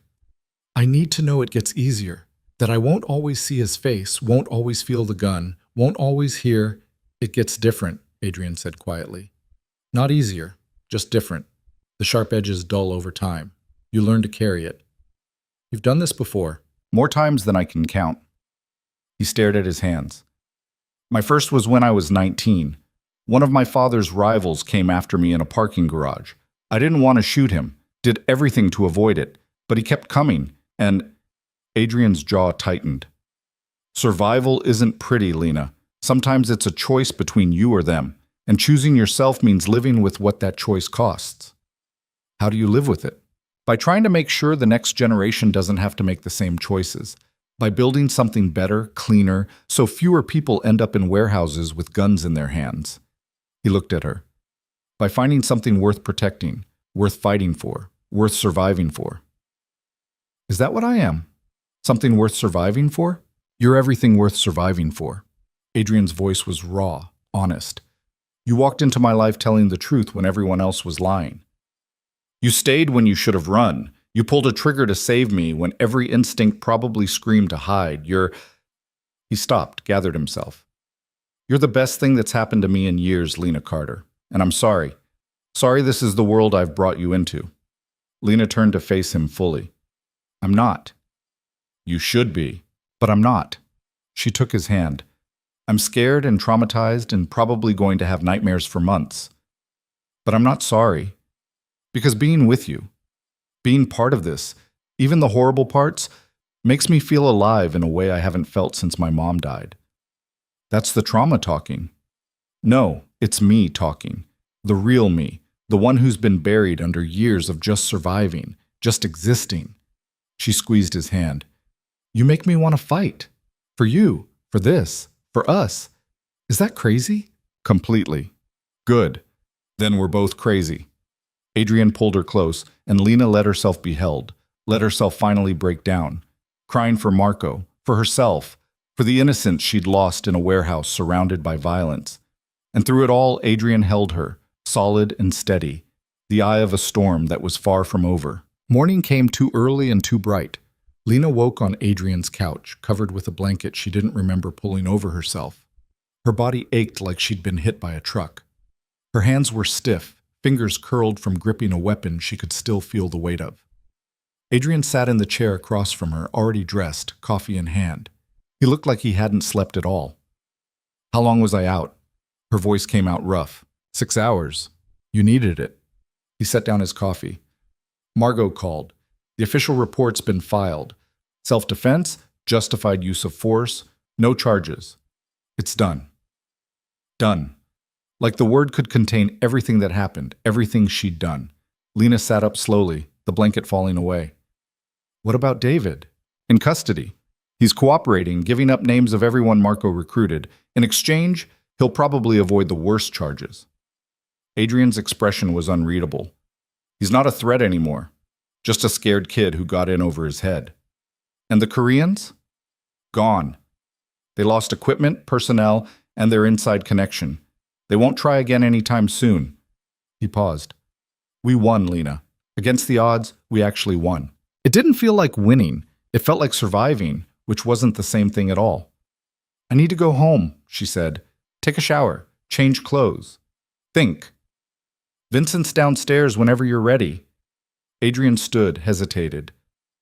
If you need time off, if you need space from all this, I understand. Do you want me to take time off? I want you to do whatever helps you heal. His voice was careful. Yesterday was traumatic. Nobody expects you to just bounce back. Lena studied him. The careful distance he was maintaining, the professional tone. He was giving her an out, a clean exit if she wanted it. Part of her did want it, wanted to run back to something simple, safe, uncomplicated. But the larger part, the part that had been dormant for 3 years, wanted to stay, wanted to see this through, whatever this was. I'll take today, she said, process everything, get my head straight. Tomorrow, I'm back. Something in Adrian's expression shifted. Relief, maybe. Okay. The drive back to Lincoln Park was silent. Vincent didn't try to make conversation, didn't offer empty comfort. He just drove, professional and steady, the kind of presence that didn't require words. At her building, he walked her to the door. "You did good yesterday," Vincent said. "Saved Adrian's life, saved all our lives, really. That counts for something." "Doesn't feel like it." "It will. Eventually." He handed her a card. "That's my direct number. You need anything, and I mean anything, you call. Day or night. Understood?" "Understood." "Get some rest. Eat something. The trauma hits in waves. Don't try to tough it out alone." Lena nodded, throat too tight for words. Inside her apartment, everything looked exactly as she'd left it 24 hours ago. Dishes in the sink, laptop on the coffee table, shoes by the door. Normal life, frozen in time, waiting for her to step back into it. Except she couldn't. The person who'd left yesterday morning wasn't the same person who came back. She showered for 40 minutes, water so hot it burned, trying to scrub away the feeling of gunpowder residue and Marco's blood and the sound that kept echoing in her head, the wet, final sound of a body hitting concrete. When the water ran cold, she got out, dressed in clean clothes that felt foreign against her skin, and sat on her bed staring at nothing. Her phone buzzed. Text from Eli. "Heard what happened. You okay?" She typed back, "Not really. Fair. Need anything? Time machine? Fresh out. Can offer Chinese food and bad movies if that helps." Despite everything, Lena smiled. "Maybe later. Standing offer." Margot called an hour later. "Lena, how are you holding up?" "I don't know. Ask me in a week." That's honest, at least. Margot's voice was kind in a way Lena hadn't heard before. "I wanted to update you on the legal situation. Everything's been processed. The district attorney reviewed the evidence and declined to prosecute. You're clear." "That's good." "It is. But clear doesn't mean fine, and I know that." Margot paused. "I'm sending you information for a therapist, someone who specializes in trauma, who understands our particular circumstances. Confidential, discreet. I think you should talk to them." "I'll think about it." "Don't think too long. The longer you wait, the deeper it sets in." Another pause. "For what it's worth, you saved Adrian. I've known him for 10 years, watched him survive things that should have killed him. Yesterday would have been his end if you hadn't acted, so thank you." The call ended before Lena could respond. She spent the rest of the day doing nothing. Couldn't focus on TV, couldn't read, couldn't even scroll through her phone without her mind drifting back to the warehouse. Every car door that slammed outside made her flinch. Every unexpected sound triggered a spike of adrenaline. This was what trauma felt like, she realized. Not a single dramatic moment, but a constant low-grade terror that colored everything. As evening approached, her phone rang. Adrian. She considered not answering, considered taking the out he'd offered, walking away while she still could. She answered. "Hey," Adrian said. "How are you doing?" "Honestly, not great." "Yeah, that makes sense." He sounded tired. "I'm not calling to pressure you about work or anything. I wanted to hear your voice, make sure you're okay." "I'm not okay, but I'm breathing. That's enough for today." She could hear him moving, probably pacing. "I talked to Michael. He really was helping us. Feeding Marco false information, keeping track of who was being recruited. He's solid." "That's good." "And the Thompson acquisition went through. Signed the papers this afternoon. We now own a legitimate shipping company with real employees and actual legal income." "Progress." "Yeah." Adrian was quiet for a moment. "Lena, yesterday when it happened, I should have gotten you out sooner. Should have insisted you stay away from the warehouses entirely. It's my fault you had to—" "Stop." Lena's voice was firm. "I made my choices. You didn't force me to be there. Didn't force me to pick up that gun. I did that, so don't take responsibility for my decisions. You wouldn't have been in that position if not for me. And I wouldn't have had anywhere to live, any way to survive, any purpose beyond just existing if not for you." She stood, started pacing her apartment. "We can both play the blame game, Adrian, or we can accept that we're in this together, that we make choices together, and that sometimes those choices are hard and horrible and necessary." He was silent so long she thought he'd hung up. "I don't want to lose you," he said finally. "Not to trauma, not to fear, not to the realization that my world is too dark for someone like you." "Someone like me?" "Someone good. Someone who shouldn't have blood on their hands." "Too late for that." The words came out harsher than she intended. "I already have blood on my hands. Can't unpull that trigger, So the question isn't whether I'm too good for your world. The question is whether I can live in it without losing myself completely. Can you? Lena looked around her apartment. The safe, clean space Adrian had provided, the life she'd built in just a few weeks. Then she thought about the alternative. Going back to Murphy's diner, to studio apartments with broken heat, to invisibility and purposelessness. I don't know yet, she admitted, but I'm willing to try. That's more than I deserve. Probably, but I'm not doing this for what you deserve. I'm doing it for me, because even with everything that's happened, I'd rather be here, in the mess, than back where I was. Adrian exhaled, the sound heavy with relief. Okay, then take your times. Process what you need to process. When you're ready, I'll be here. Tomorrow, Lena said. I'll be in tomorrow. You sure? No, but I'm coming anyway. After the call ended, Lena pulled up the therapist information Margot had sent. Dr. Sarah Chen, specializing in PTSD, trauma recovery, crisis intervention. Office in River North, availability as soon as Monday. Lena booked an appointment before she could talk herself out of it. Then she ordered Chinese food from Eli's recommended place, put on a mindless action movie, and tried to pretend she was normal. It almost worked. The next morning, Vincent picked her up at 8. You ready for this? He asked as they drove. Nope. Good answer. Overconfidence gets people killed. The penthouse was busy when they arrived. Eli had multiple laptops open, tracking something complex. Margot was on a conference call, pacing while she talked. And Adrian stood by his usual window, phone to his ear, managing what sounded like a logistics issue. He saw Lena, held up a finger, 1 minute, then finished his call. You came, he said. I said I would. I know, but saying and doing are different things. He crossed to her, stopped just short of touching her. How are you really? Terrified, traumatized, questioning everything. But here, she managed a small smile. So that's something. That's everything. Adrian finally closed the distance, pulled her into a hug that felt more like an anchor than a greeting. We're going to get through this, all of it. Promise? I promise to try. That's still the best I can do. They pulled apart as Margot finished her call.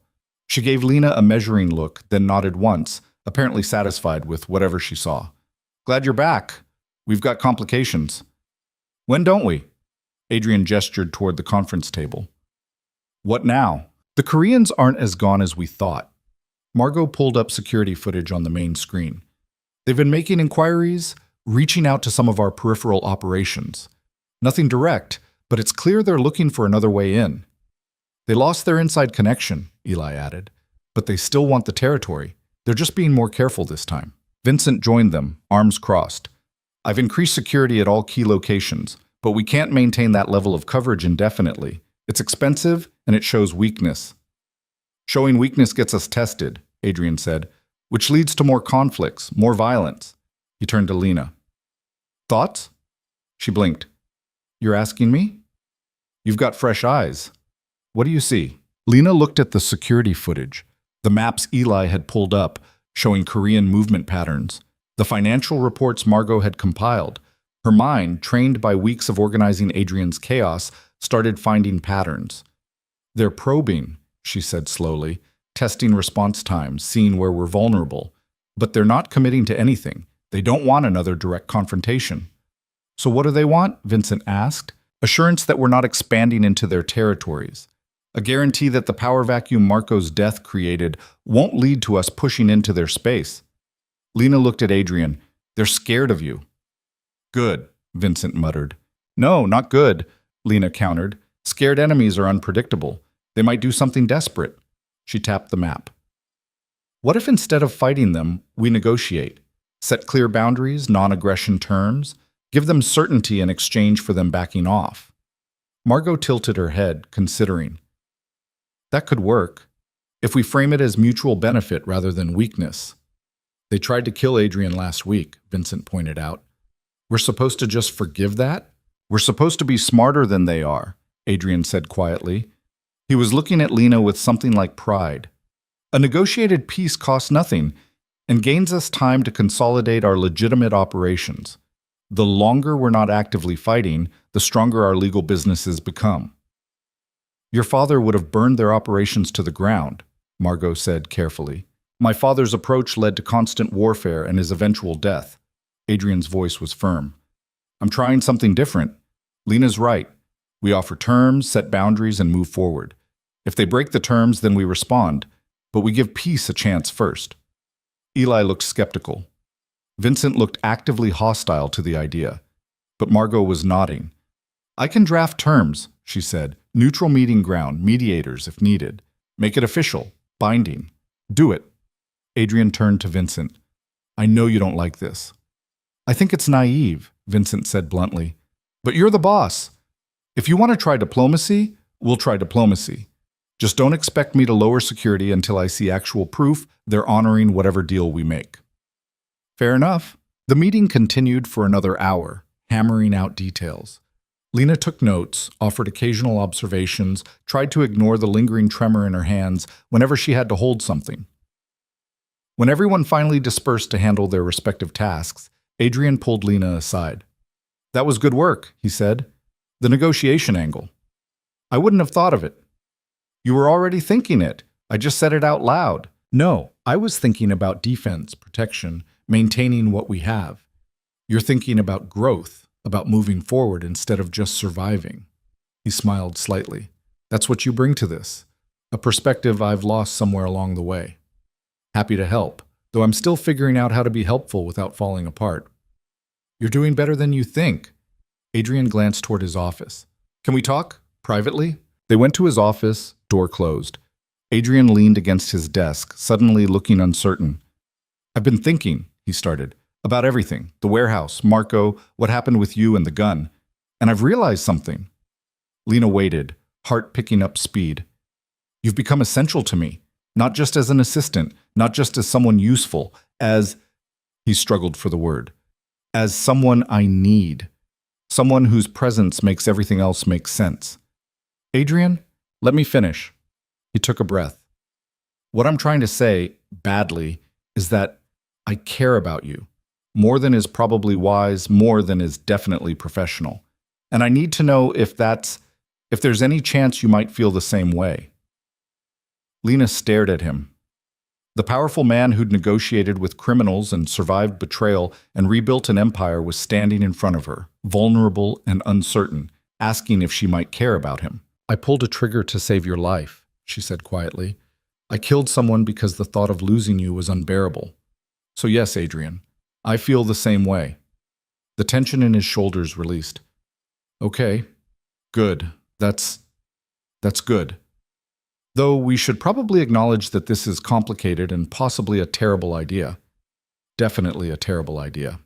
He moved closer. But I'm willing to risk it if you are. I've already risked everything else. Might as well risk this too. This time when he kissed her, it was different from the night before the warehouse. No desperation, no impending violence, just certainty and want and the recognition that they'd crossed a line together that couldn't be uncrossed. When they finally pulled apart, Adrian rested his forehead against hers. We should probably tell people, he said. Vincent's going to have opinions. Vincent has opinions about everything. True. Adrian stepped back, reluctant. We also need to establish boundaries. Work and personal can't completely blur. That's how people get hurt. Agreed, though I reserve the right to ignore boundaries if someone's actively trying to kill you. I wouldn't expect anything less. He glanced at his watch. I've got a call in 10 minutes. You good? Yeah, I'm good. Lena returned to her desk, tried to focus on organizing Adrian's schedule for the next week. But her mind kept drifting, to the kiss, to Marco, to the impossible complexity of caring about someone whose life existed in constant danger. Her phone buzzed. Text from an unknown number. Lena Carter. We need to talk about Adrian Vescari. Alone. Tonight. 8 p.m. Address below. Come alone or people get hurt. Ice flooded her veins. She stared at the message, reading it 3 times to make sure she wasn't misunderstanding. Someone was threatening her, threatening others, demanding a meeting. Her first instinct was to show Adrian immediately, but the message was clear. Come alone or people get hurt. If she told him, he'd insist on coming, or sending Vincent, or mobilizing security. And whoever sent this would know, unless that was the point. Unless this was a test to see if she'd follow instructions, or run to Adrian for protection. Lena's hands shook as she opened a new note on her phone, started typing everything she knew. The message, the unknown number, her theories about what this might mean. If something happened to her, at least there'd be a record. Then she texted back. "Who is this?" The response was immediate. "Someone who knows what you did at the warehouse. Someone who knows you're in over your head. 8 p.m. Don't be late." She looked across the room at Adrian, on his phone call, completely unaware. Vincent was at the security station, reviewing footage.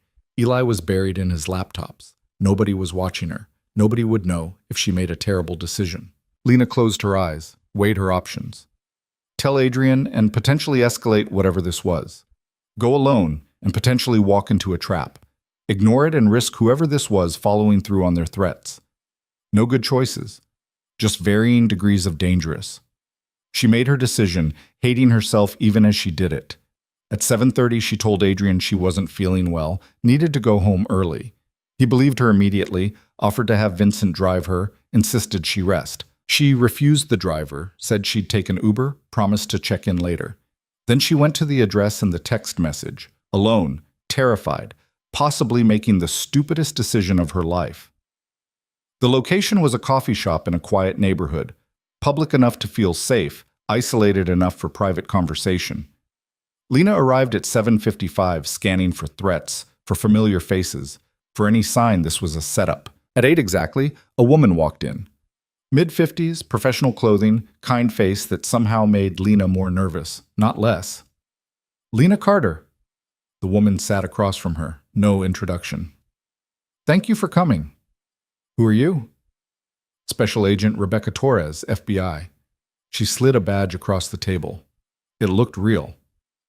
"I've been investigating Adrian Vescari's organization for 18 months, and I think you can help me bring him down."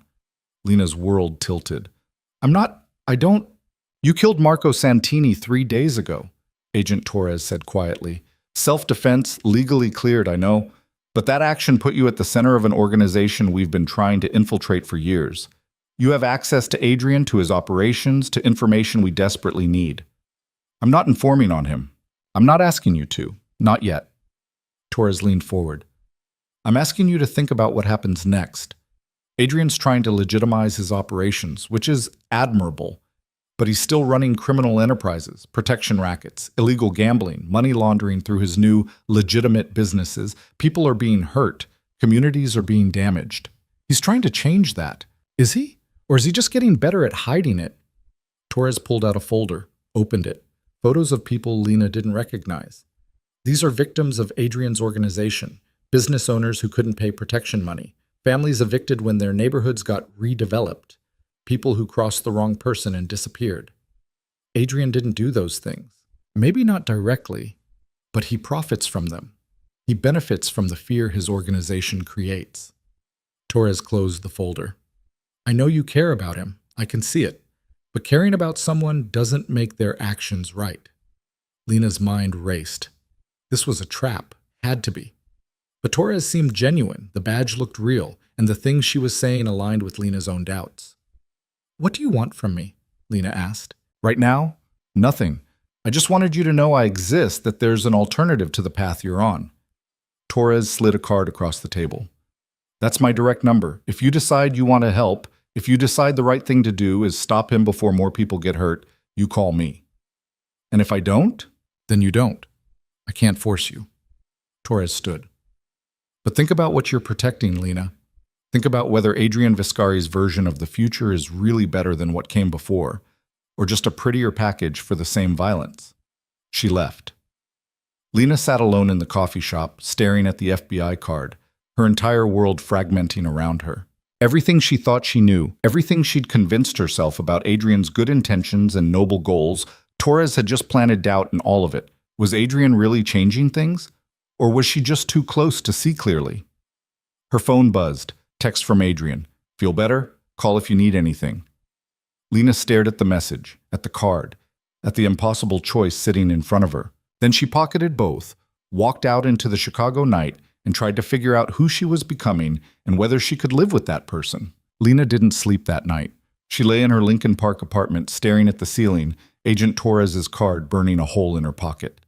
Every time she closed her eyes, she saw two versions of the same story.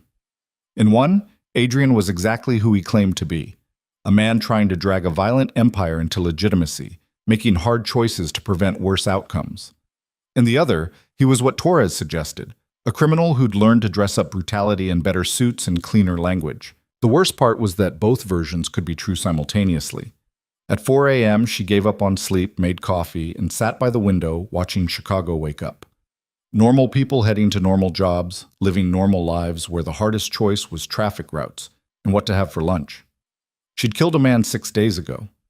Nothing about her life was normal anymore. Her phone buzzed. Text from Adrian.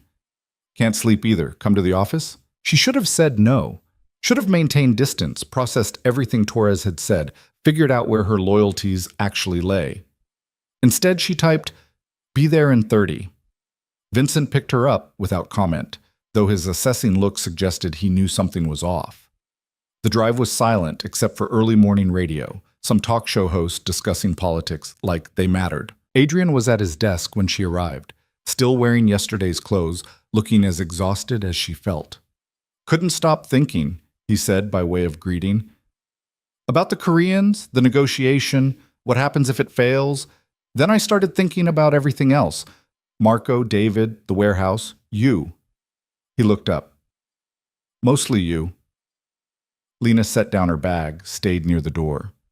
What about me? Whether I've destroyed you. Whether bringing you into this world was the most selfish thing I've ever done. He stood, crossed to the window. You had a life, Lena. Not a great one, but it was yours. Clean, simple, safe. And I took that away. You gave me a different life. I chose to accept it. Because you were desperate. That's not really a choice. It's the only kind of choice most people get. Lena moved closer, drawn despite her reservations. Nobody gets perfect options, Adrian. We just pick the least terrible one and try to live with it. Is that what I am? The least terrible option? She thought about Agent Torres, about the folder full of victims, about the very real possibility that everything Adrian told her was carefully constructed justification for continuing to profit from others' suffering. I don't know anymore, she admitted. Adrian turned, surprise clear on his face. What changed? This was the moment. She could tell him about Torres, about the meeting, about the doubt that had been planted. He deserved to know someone was actively trying to turn her against him. But something stopped her. Maybe self-preservation. Maybe the need to figure things out for herself before external forces started pushing her in directions she might not want to go. Nothing changed. Everything changed. Lena sat on the couch, suddenly exhausted. I killed someone, Adrian. I keep saying it like if I repeat it enough, it'll start to feel real, but it doesn't. It just feels like something that happened to someone else, someone I'm watching from far away. That's dissociation. It's normal after trauma. Normal. She laughed, the sound harsh. Nothing about this is normal. Nothing about us is normal. And I keep wondering if I'm making terrible decisions because I'm traumatized, or if I was making terrible decisions before and the trauma just made them visible. Adrian sat beside her, close but not touching. What are you really asking? I'm asking if you're worth it, if this... She gestured vaguely at the penthouse, at him, at the life she'd built in a matter of weeks, is worth the cost, worth Marco's death, worth the nightmares, worth becoming someone I don't recognize. That's a fair question. He was quiet for a long moment. I can't answer it for you. I want to say yes, that everything I'm building is worth it, that the end justifies the means. But I don't actually know. I'm gambling that legitimacy and longevity matter more than the traditional ways, but I could be wrong. That's not reassuring. It's honest. He finally looked at her. I'm trying, Lena. Genuinely trying to make things better. But I'm also flawed and sometimes selfish and carrying the weight of an empire I didn't ask for but can't abandon. So if you're looking for certainty that I'm purely good, that everything I do is justified and right, I can't give you that. The honesty shouldn't have helped, but it did. At least he wasn't pretending to have all the answers. What happens if the Korean negotiation fails, she asked. Then we prepare for war. Position assets, fortify territories, hurt them before they hurt us. His voice was matter-of-fact. I don't want that outcome, but I'll do what's necessary to protect what's mine. What about the people who get caught in the crossfire? I minimize damage where I can, But there's no such thing as clean conflict in this world. He met her eyes. If that's not something you can live with, if the moral ambiguity is too much, then maybe you should take Torres up on her offer. Lena's blood went cold. How did you... Did you really think meeting with an FBI agent wouldn't get back to me? I have people watching you, Lena, for your protection, but also because I'm not stupid. His tone wasn't angry, just tired. Torres has been trying to infiltrate my organization for almost 2 years. She's good at her job, and she saw an opportunity in you, someone new, someone traumatized, someone who might be vulnerable to the right pitch. You're not worried I'll cooperate with her? Are you going to? Lena thought about it, really thought about it. Torres represented the law, order, the idea that justice could be clean and absolute. But Lena had lived in the real world long enough to know justice was rarely clean. Systems failed people all the time. Sometimes the only way to survive was to exist outside those systems, to make choices that looked wrong on paper but felt necessary in practice. No, she said finally, I'm not going to cooperate with her. Why not? Because she wants simple answers to complicated questions. She wants you to be a villain so she can be a hero, and life doesn't work that way. Lena turned to face him fully. You're not purely good, but you're not purely evil either. You're just a person making choices in impossible circumstances. And maybe that's not legally defensible, but it's human. Something in Adrian's expression cracked. You're defending me. I'm acknowledging reality. She took his hand. I don't agree with everything you do. I don't think violence is always the answer, but I also don't think turning you over to the FBI would make the world better. It would just create a power vacuum that someone worse would fill. That's a very pragmatic view. I'm a pragmatic person. Comes from years of surviving on tips and hope. She squeezed his hand. So here's what I need from you. Complete honesty. No more surprises, no more discoveries that you've been watching me or testing me. If we're doing this, really doing this, then we're partners. Equal information, equal say. You want transparency in a world built on secrets. I want trust. Real trust. Not the conditional kind where you tell me what you think I can handle. She held his gaze. Can you give me that? Adrian was quiet for a long moment. Then he nodded slowly. I can try. It goes against every instinct I've developed, but for you, I can try. That's all I'm asking. He pulled her close, and Lena let herself lean into him, let herself believe that maybe they could actually make this work, despite all the reasons they shouldn't. The Korean meeting is tomorrow, Adrian said against her hair. Margot's finalized the terms. Neutral location, mediators present. If they agree, we have peace. If not, we deal with it together. Together, he agreed. The meeting was set for noon at a hotel conference room downtown. Neutral ground, public enough to discourage violence, private enough for honest negotiation. Lena spent the morning reviewing Margot's proposed terms. Territory boundaries, non-aggression clauses, dispute resolution protocols. It read like an international treaty, which in a way it was. 2 sovereign powers agreeing to coexist without destroying each other. Vincent had security positioned throughout the hotel. Not obvious, but present. Insurance, in case diplomacy failed. The Koreans arrived exactly on time. 6 people, led by a woman in her 60s who introduced herself as Sun-hee Park. Her English was flawless, her demeanor calm and assessing. Mr. Vescari, thank you for agreeing to this meeting. Ms. Park, thank you for coming. Adrian's formality was perfect, no hint of the violence that had characterized their previous encounters. Shall we begin? They took seats on opposite sides of a long table. Margot and one of Sun-hee's advisors sat at the head, acting as mediators. The terms as proposed are acceptable in principle, Sun-hee said without preamble. But we have concerns about enforcement. How do we guarantee both parties honor the boundaries?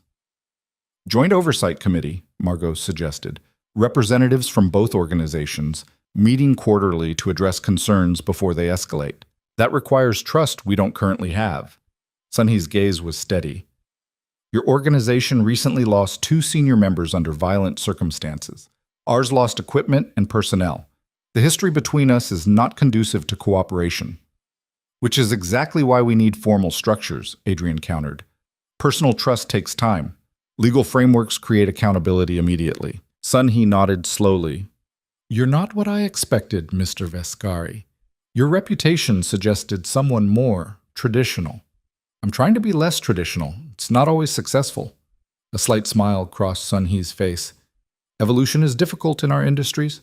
Too many people profit from chaos to allow easy change. But not impossible. No, not impossible. She glanced at her advisors, some unspoken communication passing between them. We accept the proposed terms with one addition. Any violence between our organizations triggers immediate investigation by the Oversight Committee. Guilty parties face agreed-upon consequences. What kind of consequences? Territory concessions, financial penalties, or in extreme cases, leadership removal. Sun Hee's tone was calm, but the threat was clear. This ensures both sides have incentive to control their people. Adrian looked at Margot, who nodded fractionally. It was a reasonable addition, actually strengthened the framework. Agreed, Adrian said with reciprocal terms. Both sides subject to the same standards. Of course. They spent the next 2 hours hammering out details. Lena took notes, watched the dynamics, saw something surprising emerge. These weren't enemies negotiating surrender. They were professionals finding common ground, recognizing that sustainable peace served both their interests better than constant warfare. By 2 p.m., they had a signed agreement. Formal, binding, with mechanisms for enforcement and dispute resolution. Sun Hee stood, extended her hand. I hope this is the beginning of a more constructive relationship. Adrian shook it. As do I. When the Koreans left, the tension in the room dissolved. We did it, Margot said, something like wonder in her voice. We actually achieved a diplomatic resolution. Don't sound so surprised, Adrian said, but he was smiling. Lena's idea was solid. It was necessary, Lena corrected. War was expensive and dangerous. Peace is cheaper and smarter. Vincent appeared in the doorway. All clear. They're gone. No incidents. Good. Adrian turned to his team.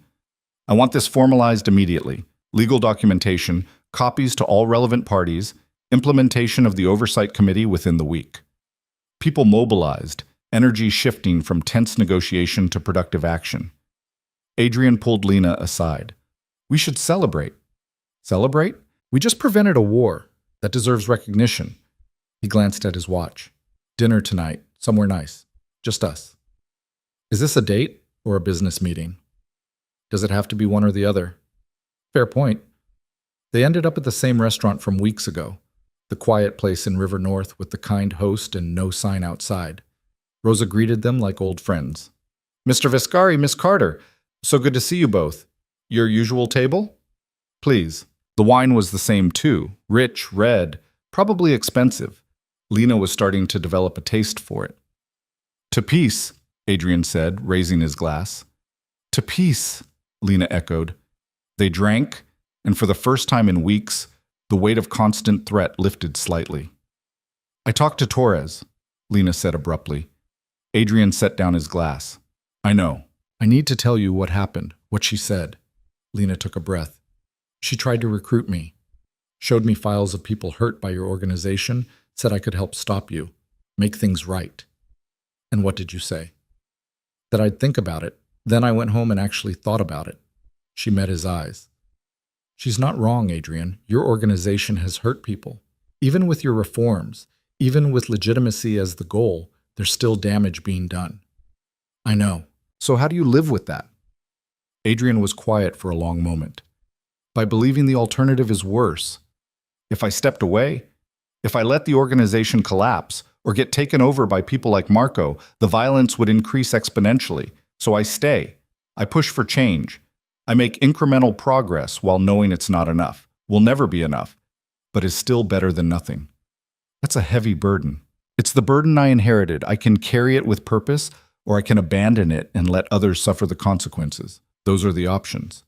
He reached across the table, took her hand. But I'm not asking you to carry it with me. If this is too much, if the moral weight is crushing you, I will understand if you need to walk away. Lena thought about Agent Torres, about the clean simplicity of right and wrong she represented.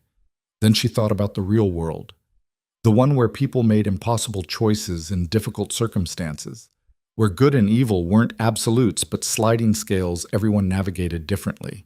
I'm not walking away, she said. But I need you to keep trying. Keep pushing for legitimate operations, for reducing harm, for making things genuinely better. Because the moment you stop trying, the moment you accept that violence is just the cost of doing business, that's when I walk. Deal. Adrian's grip tightened. I promise to keep trying if you promise to keep pushing me, keep questioning, keep demanding better. You're my conscience, Lena. Don't let me forget that. Your conscience with the body count. Everyone's got contradictions. They finished dinner, talked about everything except business. Books, movies, childhood memories that shaped who they'd become. It felt normal, almost, like two regular people on a regular date. When they left, Vincent was waiting with the car, but Adrian waved him off. We'll walk. Chicago at night was beautiful when you weren't running from violence.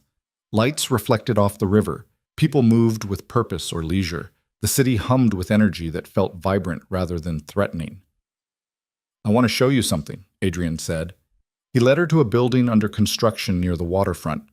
Security was light, one guard who recognized Adrian and waved them through. They took a freight elevator to the top floor, still unfinished, open to the elements. This is going to be the headquarters for my legitimate operations, Adrian said, gesturing at the skeletal structure around them. Shipping, logistics, real estate development. Everything legal, everything clean. Construction finishes in 6 months. It's ambitious.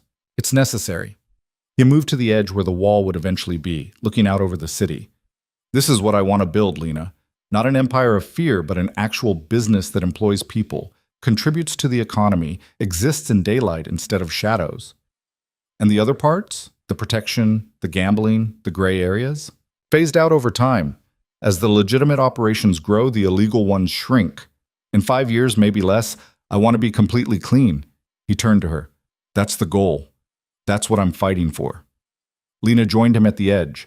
The city spread out below like possibilities waiting to be claimed. What happens to the people who depend on the old ways? The ones who won't adapt? They find other opportunities or they leave. I can't force evolution, but I can incentivize it. Better pay in legal operations, retirement packages for those who want out, education support for people willing to retrain. He paused. It won't be perfect. Some people will fall through the cracks, but it's better than maintaining the status quo. You've really thought this through. I've had years to think about it. Just needed the right circumstances and the right person to make me believe it was possible. Don't put that on me. I'm just your assistant. You're so much more than that. Adrian turned to face her fully. You're the reason I think any of this can work. Because you see me, really see me, and haven't run. You've questioned, pushed back, demanded better. But you've also stayed. That means something. It means I'm either very brave or very stupid. Can it be both?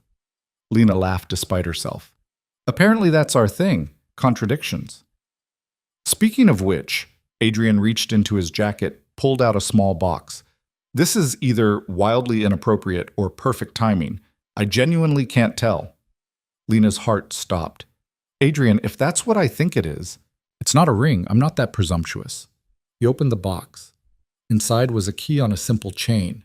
It's a key to this building. When it's finished, when the legitimate operations are running, I want you there, not as my assistant, as my partner. Equal say, equal stake, equal authority. You're offering me a business partnership. I'm offering you a future, one where we build something together, something that lasts, something we can be proud of. He took the key out, held it up. No pressure, no timeline, just an open invitation to be part of what comes next. Lena took the key, felt the weight of it in her palm. This was real. Not just romance or attraction or trauma bonding. This was Adrian offering her actual partnership, actual power, actual choice in how their shared future unfolded. Yes, she said. Yes? Yes, I want to be your partner. In business, in life, in whatever comes next. She slipped the key onto the chain, fastened it around her neck. But I have conditions. Of course you do. Complete transparency moving forward. No more secrets, no more testing, no more surveillance I don't know about. We're in this together or we're not in it at all. Agreed. And if you backslide, if you start reverting to the old ways, prioritizing violence over progress, I call you on it. Publicly if necessary. I wouldn't expect anything less.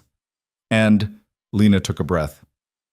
I get to decide my own relationship with law enforcement. If Torres contacts me again, I handle it my way. No interference from you or Vincent or anyone else. Adrian hesitated on that one. That's a lot of trust. That's the point. Trust goes both ways. He nodded slowly. Okay. You handle Torres however you see fit. I trust your judgment. Even if my judgment is to cooperate with her? Even then. Though I'd appreciate a heads up before you testify against me. Deal.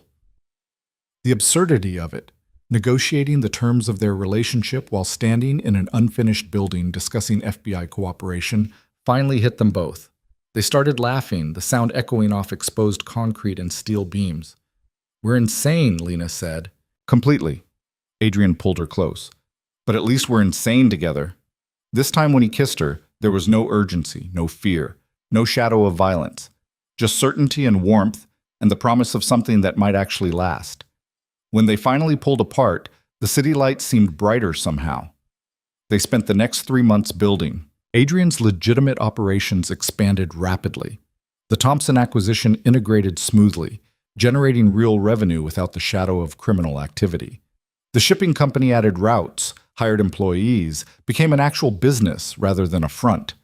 The Korean peace held.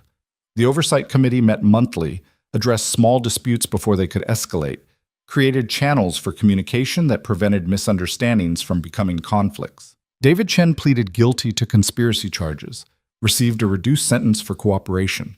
He'd served 5 years, out in 3 with good behavior. His testimony helped shut down several illegal operations, but carefully avoided anything that would directly implicate Adrian in criminal activity. Margot's legal strategy had been thorough, and Lena became indispensable, not just to Adrian, but to the entire organization's transformation. She coordinated the legitimate operations logistics, managed the transition of personnel from illegal to legal work, became the bridge between Adrian's vision and practical implementation. Her sessions with Dr. Chen helped process the trauma, helped her understand that carrying guilt didn't require being crushed by it. The nightmares decreased. The hypervigilance faded. She learned to live with what she'd done, accepting it as part of her story without letting it define her completely. Agent Torres contacted her twice more, once with another recruitment pitch, once with a simple question, "Are you sure about this?" Lena's answer both times was the same, yes. She wasn't naive. She knew Adrian's organization still had illegal elements, still operated in gray areas that wouldn't survive legal scrutiny. But she also saw the genuine progress. The protection rackets being phased out, the illegal gambling operations shut down, the money laundering replaced with actual investments. Change was slow, messy, imperfect, but it was real. 6 months after the warehouse incident, the new building was finished. The grand opening was a formal event. City officials, business partners, media coverage. Adrian gave a speech about economic development and job creation. He wore an expensive suit and smiled for cameras and looked every inch the legitimate businessman he was becoming. Lena stood beside him, no longer his assistant, but his partner in every sense that mattered. Her title was Chief Operating Officer of Vescari Enterprises.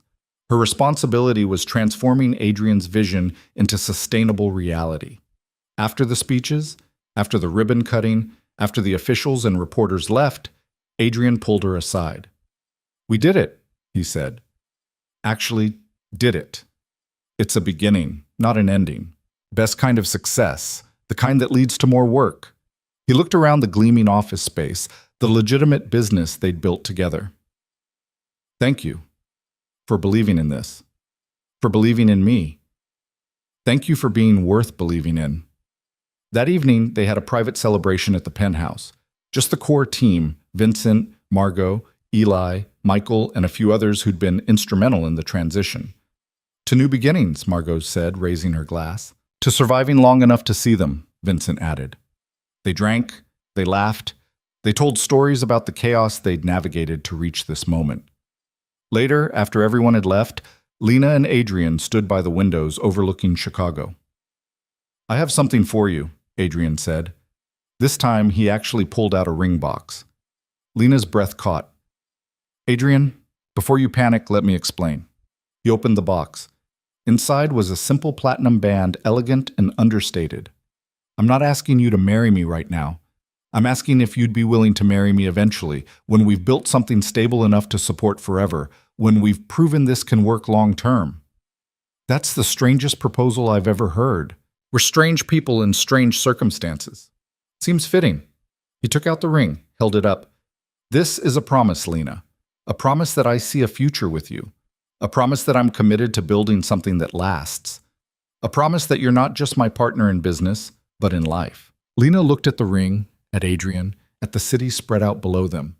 She thought about the night they'd met in the rain, about the warehouse and Marco's death, about Agent Torres and impossible choices and the slow, messy work of building something better from broken pieces. "Yes," she said, "eventually, when we've earned it." "When we've earned it," Adrian agreed. He slipped the ring onto her finger. "No timeline, no pressure, just possibility. I can live with possibility." They stood together in the penthouse, two imperfect people who'd found each other in chaos and chosen to build something better. The road ahead wasn't clear, wasn't guaranteed, wasn't without risk, but for the first time in either of their lives, the future felt like something to move toward rather than something to survive. 3 years later, they married in a small ceremony with minimal fanfare.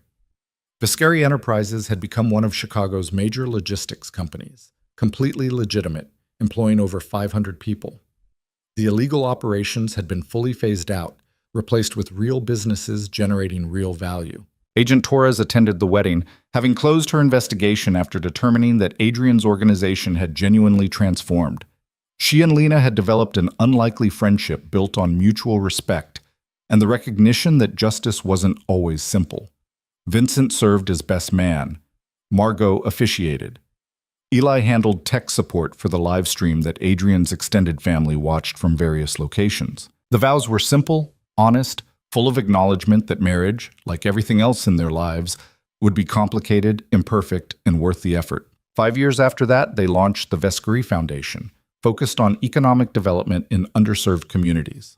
The foundation provided job training, small business loans, and educational support, all the things Adrian wished had been available when he was trying to transform his organization, now offered to others seeking legitimate paths forward. Lena ran the foundation.